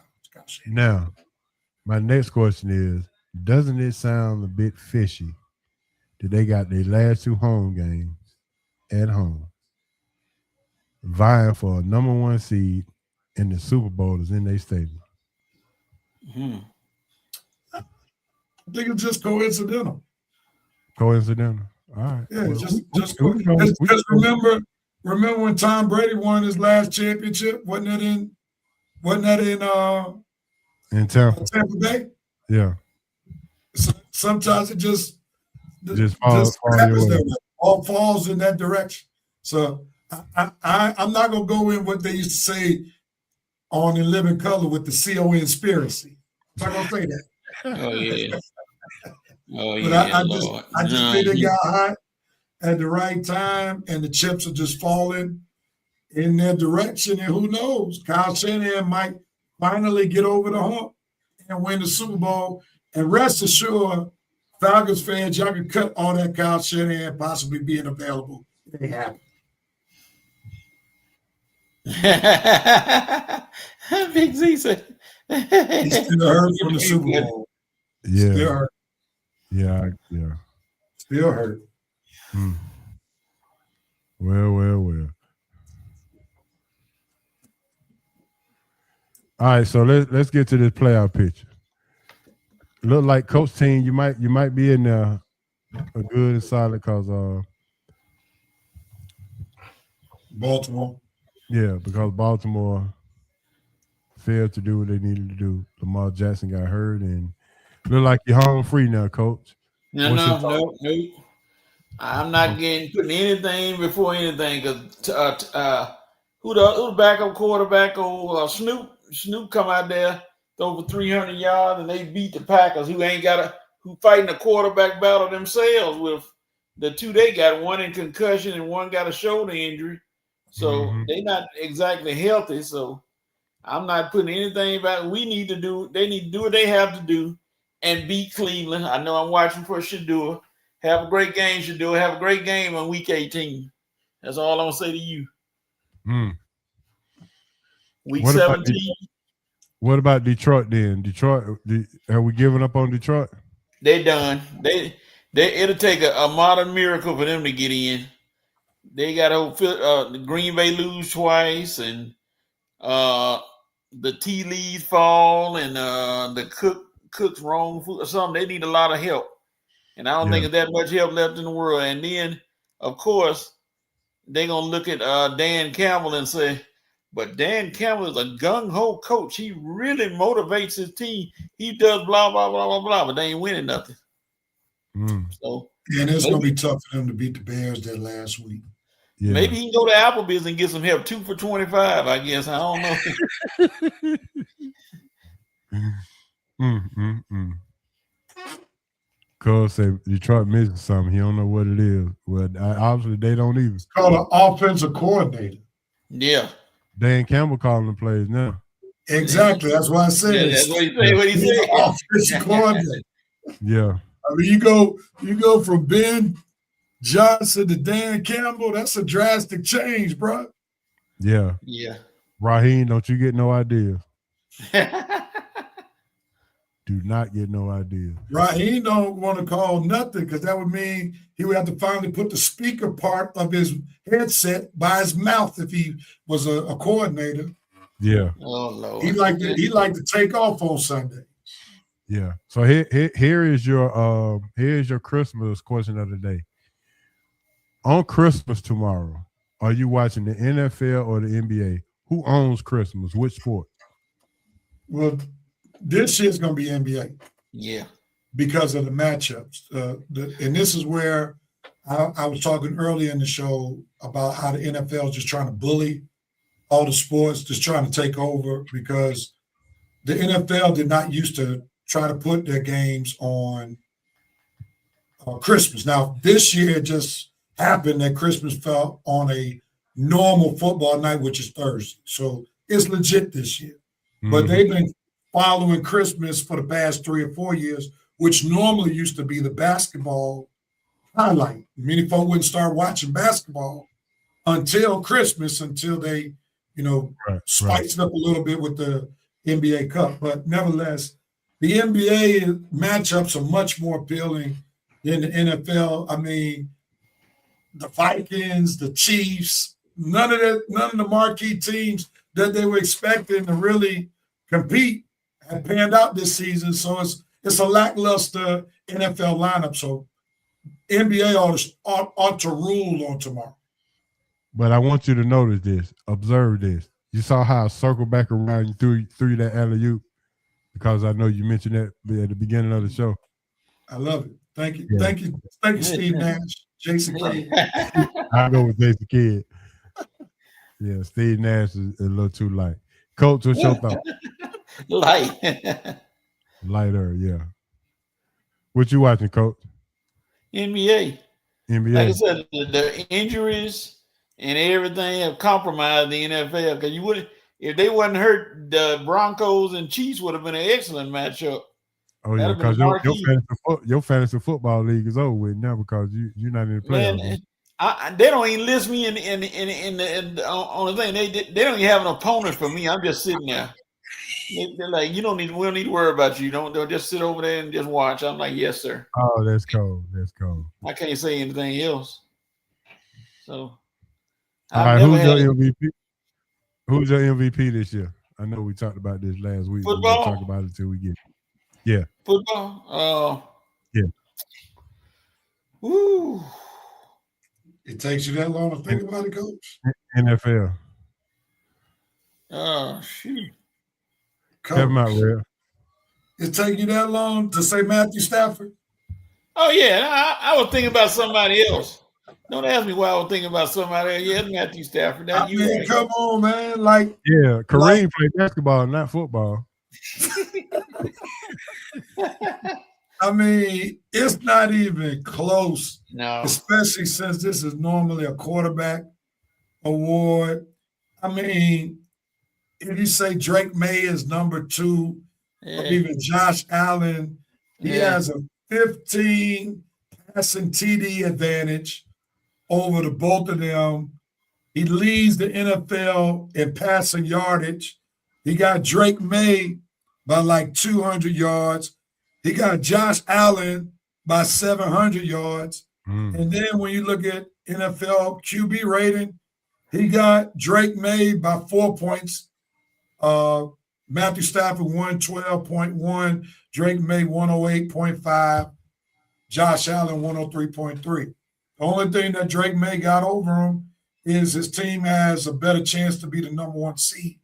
And Matthew Stafford just lost that recently. So, I mean, come on, man. The question is, it's a race for who's second, not first, because Matthew Stafford should win it easily. Yeah. All right, going back to the chat. Cuz say Detroit is so talented, and he will be watching NBA. I guess he said he'll be watching NBA. NBA owns Christmas. Yeah. Because NFL owns Thanksgiving. I guess the NBA owns Christmas now. The NFL trying to get into Christmas, but it's gonna be a hard sell if you can't NBA going game after game after game. Well, if the injuries weren't there, that Kansas City Chiefs game and Denver Broncos game would have cut into some of the NBA. Oh, I agree with you on that. Yeah. Now, if that's if the Chiefs were still vying for a playoff spot. Right. Nobody watching Dallas and Minnesota. Yes. And then, going into the season, folk would have been watching the Cowboys and the Commanders. Think about it. All right, Dallas is one of the biggest tickets. Jay Daniels had a whole lot of hype. So if you were to ask this question, Ho, before the season started, I think it would have been a harder answer to say NBA going away.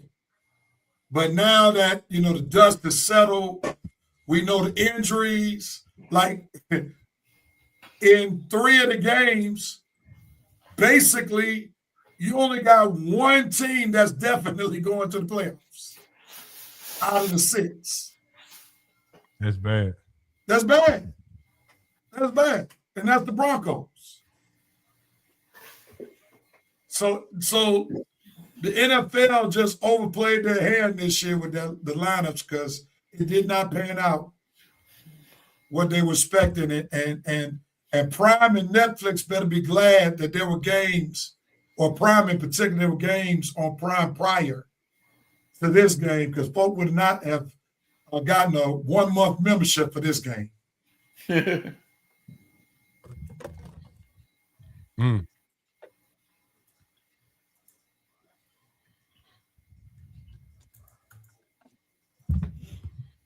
All right, I was gonna ask before we get to our lovely fun bag that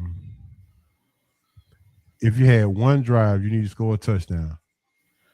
Who would you want calling the plays between Kyle Shanahan, Ben Johnson, Sean McVay,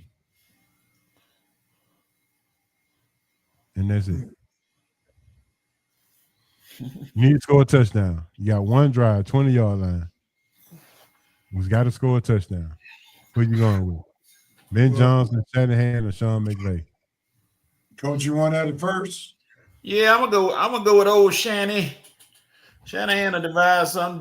Ben Johnson is on his tail, but I'll go with Shanny to get you down the field. The way he didn't develop Brock Purdy, last pick in the draft. I mean, hey, he'll get you down the field with his play. So I'm gonna go with Shanahan. Let me give you my process of elimination. It can't be Ben Johnson because he hadn't been doing it long enough. Plus, he's won, as my former coach, Coach John Otis, rest in peace. He's won nothing. Can't be Kyle Shanahan because I've seen him choke in the Super Bowl calling plays. Look what Big Z said. He puking. Out of the three, it got to be Sean McVay because he's the only one that's won a Super Bowl. Yeah. And he's been to a Super Bowl multiple times. But he's the only one out of the 3 who's won a Super Bowl. So give me Sean McVay. Mm-hmm. Sean McVay. All right. All right. Dez agrees with you. There we go. Yeah, that would matter too. That if you put in the quarterback, it's a matter of who you trust. And I would trust Matt Stafford over Caleb Williams and Brock Purdy. Yeah.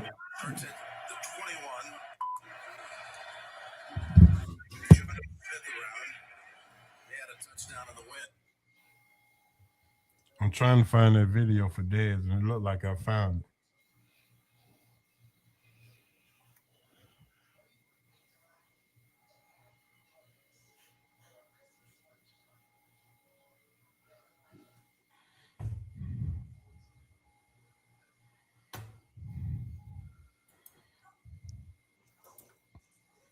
All right, Coach, go ahead and let everybody know what time it is, Coach. Well, I know everybody expect gifts for Christmas. It's gonna be a lovely day. It's the most anticipated day of the year. A lot of people celebrate it for different reasons. Most people celebrate it for the true reason, because our Savior was born, and everybody should be grateful for that to happen. But for those people who are just, I guess you just more into the gift giving, I got a bag for you. He got the SRT fun bag coming right at you. Stay tuned. Now it's about to get wide open now. Yes, See they open it up. Yes, sir. Where's the ring? Oh, Coach. Z said he got a question for you. Where the Rams quarterback go to college? Oh Lord. Yeah. Jonesboro Tech. You know where he went to college, Coach. Don't do that. Don't do that. Yes, sir. I won't. Yeah. Can you say that to video. Can you say that to video. Georgia? Yeah, I got it. There you go. There you go. Get Georgia on your mind, Coach. They're going to be off my mind Saturday. Here you go. Hold on, fellas. Here we go.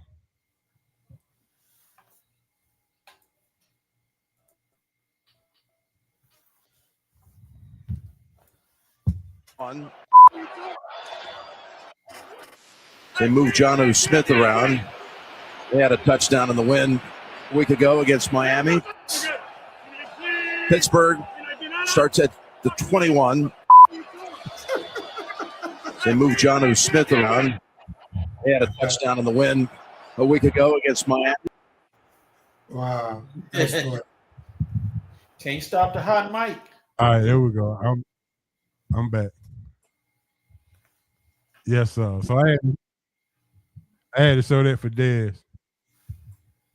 You know, you gotta get a listen to what they're looking for. So there it is right there. And Cole said, "Go Dogs." Going on. Dez said that was too funny. All right, Red. Coach, I already told you to buckle up because it's SRT fun bad time. All right, so here we go. You see how the chat done got a little live now. Everybody done started coming in. This one, all of your stragglers come in. They ready. By 8:45, they know the fun bag coming. So here we go. This is the Christmas edition. I see one straggler missing. Nah, Carletta, trust me, Carletta is in the building. But this is the Christmas edition. So this is going to be predicated around Christmas something. All right, so the first question is this. When you were young, as a kid, we used to make these paper airplanes with the notepad, notebook paper. My question to you is, can you still make one today? Can you still make an airplane out of paper? Nope. My answer is no, because I never knew how to do it back when I was a kid. Oh, wow, really? Wow, okay. So nope. And I can still make one, but it's not gonna be the jet, it's gonna be the big one. It's gonna be the 747. It's not gonna be the little jet. All right, question number 2. Oh, they go Carletta. She said she probably could. Carletta, she's our God-fearing princess of the SRT. I can make it. It ain't going far at all. It ain't gonna make it past the runway, huh? No, yeah. Coach, she said, "Hey, All right, second question is this. Your parents made who more believable, the Tooth Fairy or Santa Claus? Ooh, that's a tough one. I'm gonna say Santa Claus because I didn't get that money when the Tooth Fairy came out. I think I got a dollar one time, and I was like, ooh, but I didn't get the Tooth Fairy. But Santa Claus got ruined for me when one day I heard my daddy pull up in the yard, in the driveway, and I saw he called my mom outside, and they were unloading bicycles off the back of his truck. And next thing I know, the bicycles under the Christmas tree the next day. I said, goodbye, Santa Claus. It's a done deal. How old were you, Coach? I think I was about 7 or 8. Oh man. Ruined it. So did you have to fake like you believe Santa Claus, or your parents just went on and told you the truth? Oh no, they let me fake it. They knew I faked it pretty good. All I heard in the bedroom was, "Go to bed, Santa." And they used to tell me all the time, "You try to get up early, Santa gonna throw some ashes in your eyes." And I went to sleep then. I said, "Yeah, that's good for me." Yeah, it is. So, how many times have you, unfortunately, put a tooth under your pillow, and then you get nothing because you were that poor? Yeah, it was a couple of times. I always got some money. So the most I got was like 35 cents. I went right there and bought me some Boston baked beans at the candy lady. Oh, not the Boston baked beans, man. God, it was the only candy my teeth did not agree with. Boston candy. I used to have the lemon heads. What was the blue one? The Alexander the Great. Alexander the Great. Yeah, that was Alexander the Great. Jawbreakers and all that stuff. Oh yeah, that was cracking you. Cherry Chain. The whole nine. Yeah. All right, so here we go. Question number 3.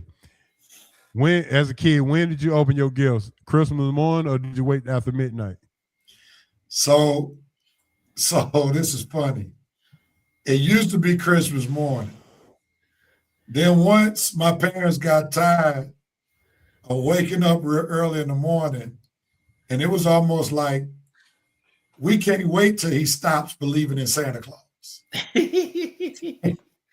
And the year I stopped believing in Santa Claus, our tradition up until recently was we would open up Christmas gifts at midnight. At midnight. Okay, that's a good one.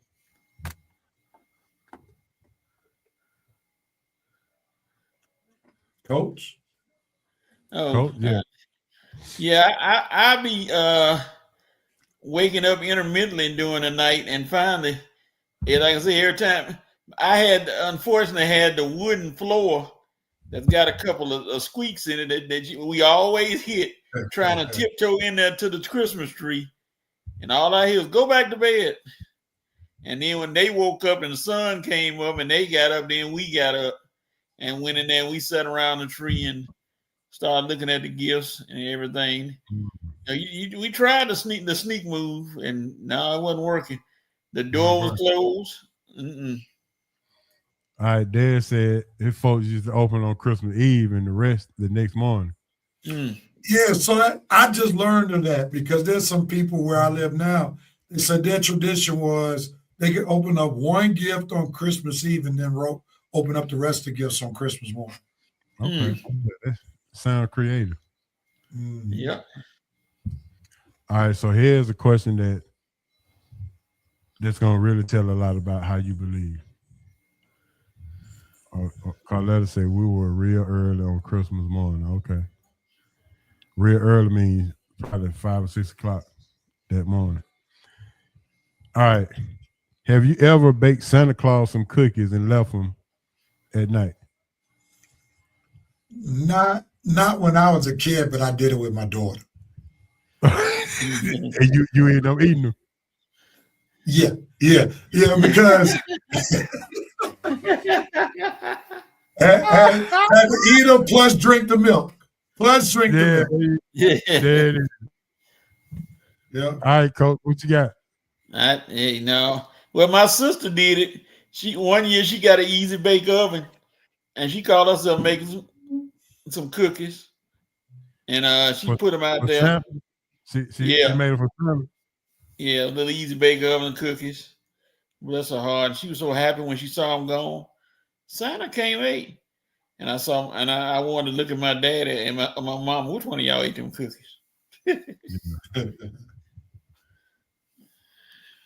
All right, Sharonda said she didn't, but she did with her kids. So that means she ate the cookies too. Got to eat them cookies and drink that milk. Was it? Yeah, what, man. And the craziest thing is, it's right before it. Sometimes you wake them up because you forget. Was it? It wasn't chocolate milk, just straight white milk. White milk. White milk. Yeah. I can't drink milk straight, unfortunately. Can't drink milk straight, but I can eat cereal. Ain't that something?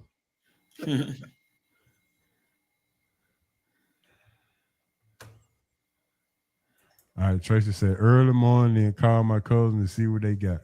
There you go. Everybody trying to compare gifts. Mm-hmm. All right. Name me 2 Christmas movies that you can watch any and all the time. Ooh. This Christmas and Die Hard. Die Hard is a Christmas movie. I don't care what y'all say. That was gonna go to the Facebook discussion right there. So, Coach, was it a Christmas movie or you just watch it during Christmas time? Oh no, it's a Christmas movie. This Christmas, it was a Christmas movie. I'm talking about No, Die this Hard. Christmas definitely is. I know this Christmas is, but I'm talking about Die Hard. Die Hard. Yeah, I watched ain't Die nobody Hard. ain't nobody gonna say Home Alone. Home Alone. I didn't watch him. Nah. What you got, Red? What you got? Definitely this Christmas and The Preacher's Wife. Okay. Said the Rev, the preacher's wife. You prophesied over there, huh? You I mean, prophesied. it was. I'm just saying. I mean, your nickname is Rev, and hey, you can't go wrong with that. But now, All right, Carletta said the Grinch, Dr. Seuss, and Home Alone. and Home Alone. There now you I go. did watch the Rudolph Christmas with The Christmas Heath Story, and Ledger. Home Alone. Yeah, Yeah, with see, Heath Home Ledger. Alone got to get some love, man. Home Alone teaches you how to stay at home by yourself. Oh Lord. Yeah, as a kid, you gotta learn how to stay home by yourself in case the boogeyman try to come and get you. No. The Boogie. Because That's Christmas Story, It's a Wonderful Life. Wow. Okay, we got some good moves there. All right, here's the money question. Oh, y'all have a nice Here's the money question. Come on, Coach, you can bear with me. The Powerball is tonight $1.7 billion. For $1 billion, what are you willing to give up or do? Lose your taste for 1 year, have no sugar for 2 years, move to an island for 2 years, or give half of it to charity. I can that's this too easy. Charity, here you go. Y'all You'll get half of it to charity. So out of the 1.7 billion, you only go take home 500 million. So that's you'll okay. get 200, you'll get 250 to charity. Yes, sir. All right. Good deal. All right, Red. I'll go with charity, and the charity would be the First Baptist Church of Passtown. Oh, so you gonna pay yourself. Where catch this, where I would get 10% of what I gave. There it is. You gonna pay yourself. Pay the church and the church pay me. All right, going back. Dad said Long Kiss Goodnight is a Christmas movie as well. Oh wow. Okay. And Cuz said charity. Dad said Coach he can be a charity. No problem. We'll work it out. if you didn't have that last one, Charity, I probably would have said no sugar because I'm already on that trek now Okay. where I drink and eat a lot of zero sugar stuff. So if you didn't have the Charity, it would have been sugar for me. Understood. Yeah, that would have been it for me too. Matter of fact, I'll do the no sugar now. All right, question number. We rolling right on along. Question number 7. If God is your Santa Claus right now, what's the one thing that you're praying for that you want him to get you? Only one thing. Some good money for my sports network. That's a good one. Cause they put him on. The single sports network. Real. Eating fake shit. Technically, it's not sugar, but I know it's some type of sweetener. I understand. Yeah. All right, Cole, what you got? My legs. Get your legs better. Yep. I mean, I've adjusted to what's going on, but still want to walk around a little bit without any aid or anything. I mean, it's. I need my leg back. I'm not gonna go. Somebody told me, if I got my leg back, I want to go play softball. I said, I'm 60. Softball I'll be watching softball. Mm-hmm. I'll be coaching softball. No, I ain't playing nothing. No. Yeah. I would say illness free for the rest of my life. You said what? Illness free. No sickness for the rest of my life. It's a good one. Yeah. Yeah, and then that sickness will take you out of here for sure. So can I ask you a follow-up to that, Ho? Uh-oh. Sure. So since all of us at some point have to perish, how would you die then? How would you want to die? Just an old age in your sleep? No, just doing what I'm doing right now and just fall asleep right here. Just fall asleep. So you want one of those deaths like King Joffrey in the second Coming to America. He had the wedding and all of a sudden he just fall asleep. Yeah, just doing what I'm doing right now and just my last word would be SRT. Good night. Literally. Good night. Wow. Oh my goodness. That's a dope way to go out, though. Yeah. With your passion. No, not right now, Dad. How you say? Dad said not right now. Not right now, Pat. All right, next question. Do you do New Year's resolutions?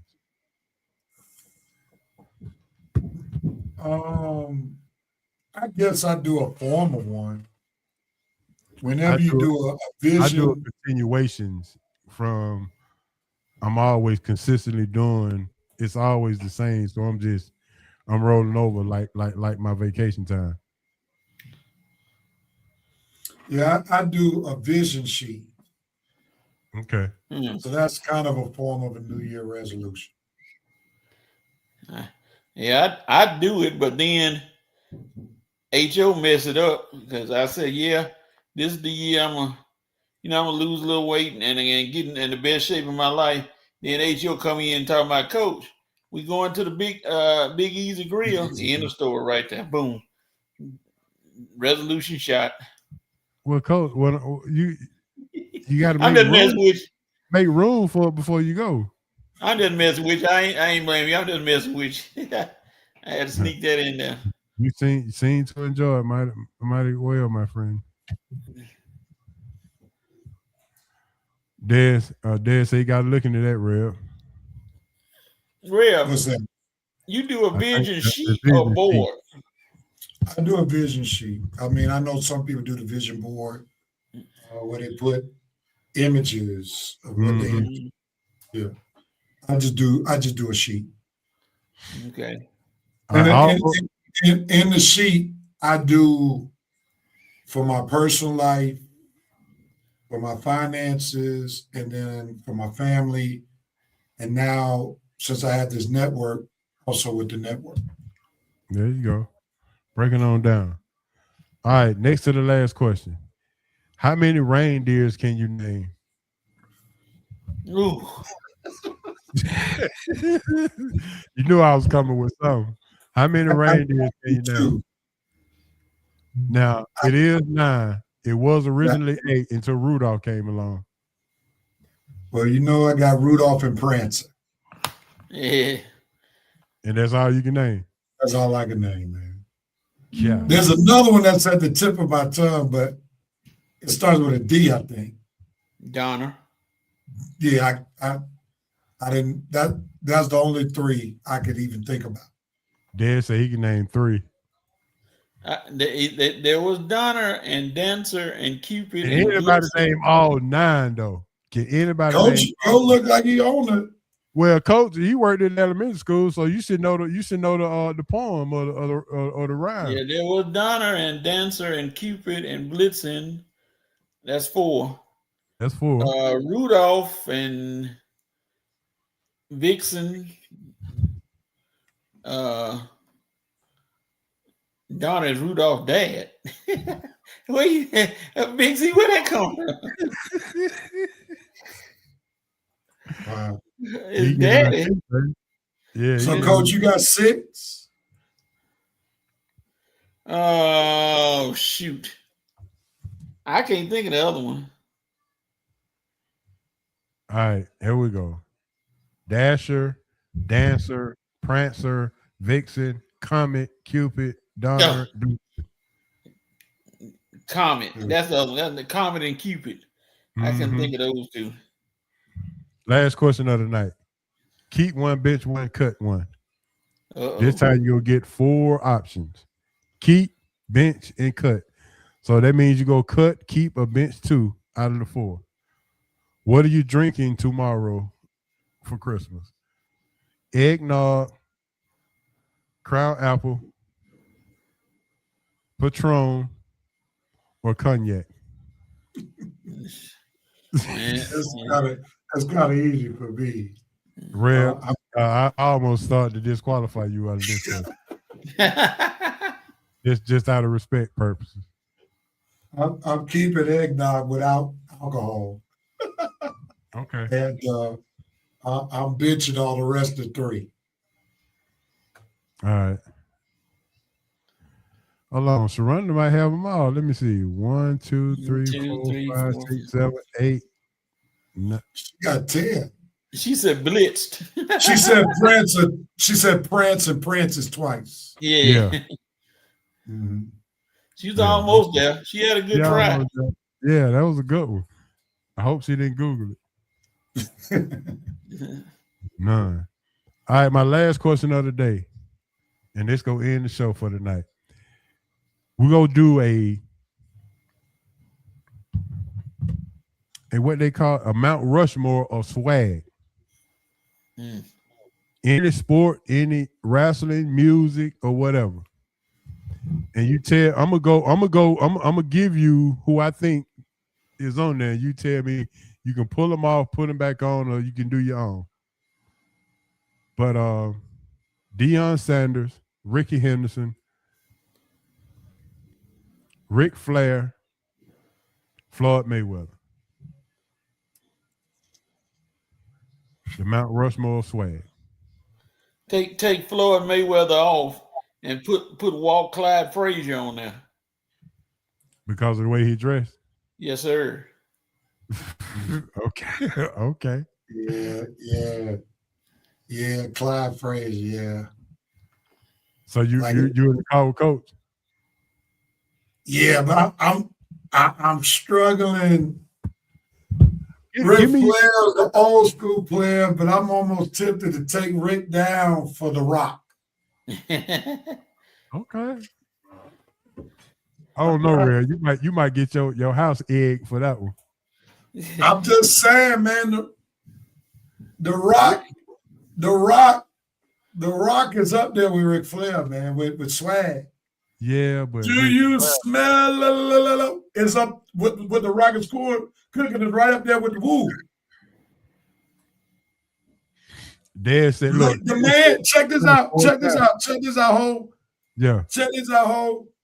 The man had another faction of wrestling show, another faction of a wrestling show named after one of his coin phrases, layeth the smack it downeth. SmackDown came from The Rock. Yeah. So that's influence. It's swag and influence. Got years, no doubt, on Rock. But is that swag influence? I mean, that swag in this conversation. Well, if you're talking about dress, then it's definitely Ric Flair. I'm incorporating swag with what you say too. Well, I understand. Well, Rick had a lot to say. Yeah, I mean, styling and profiling. I remember all that. Yeah, I remember Rick. There you go, right there. Yeah, and them robes he used to wear. No, Rock can't touch the robes. I think Rick, if you wanted the Ric Flair gets the edge when it comes to the clothing. The conversation piece is kind of a tie, in my opinion. But if you go with the attire, Rick gets the Rock all day, every day.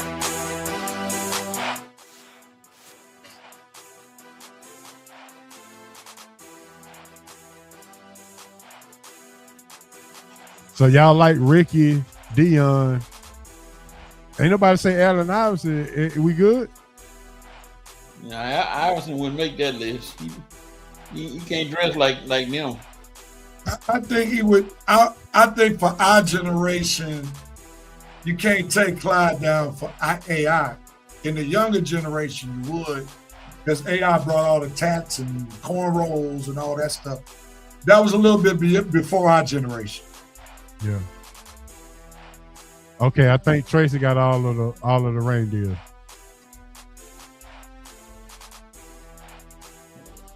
That's 8. Yep, she missing one. 1, 2, 3, 4, 5, 6, 7. Oh yeah, she missing one. Good job, Tracy. And she came back and said Vixen. You already got Vixen up there. Oh, okay. I dare say Rock threw better jabs while talking, but swag belongs to the Nature Boy. Only the Rock can tell a man, call a man a name and it stick. You know, there's certain things he'll tell people to do. Jabroni. Yeah, jabroni. Yeah. Jabroni, huh? Yes, sir. All right, man. With that being said, that's going to end our show. It is 9:08. It is time to close them eyes so you can wake up in the morning and rip them gifts. How about that? With that being said, I want to shout out Rev and Coach for coming through, hanging out with me. Asa said he had a dinner appointment tonight, and Hancock working late at the spot. So, Did you say dinner appointment? Yeah, he said he had a dinner thing. Whatever.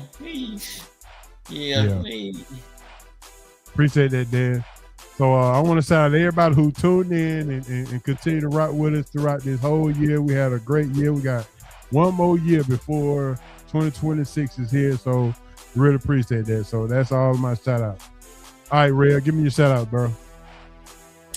Shout out to you, Hope, for giving me the chance to be on the show tonight. Got a shout out always from my co-host on the Red Rail Sports Show, Coach Patrick Thomas. Also, got to give a shout out to our other co-host, Auric Red Rose, and I got to give a shout out to the 610 Seville Sports Network that I created earlier this year. Shout out to Coatesville, Pennsylvania, 610 area.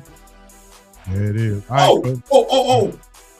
And I got to give a shout out to the church that allowed me to be the Rev, the First Baptist Church in Passtown in Coatesville, Pennsylvania, that allowed me to live in the house that I live in. There you go. Coach, go ahead, give it to me. Shout out to UHO. We shout out to Rev.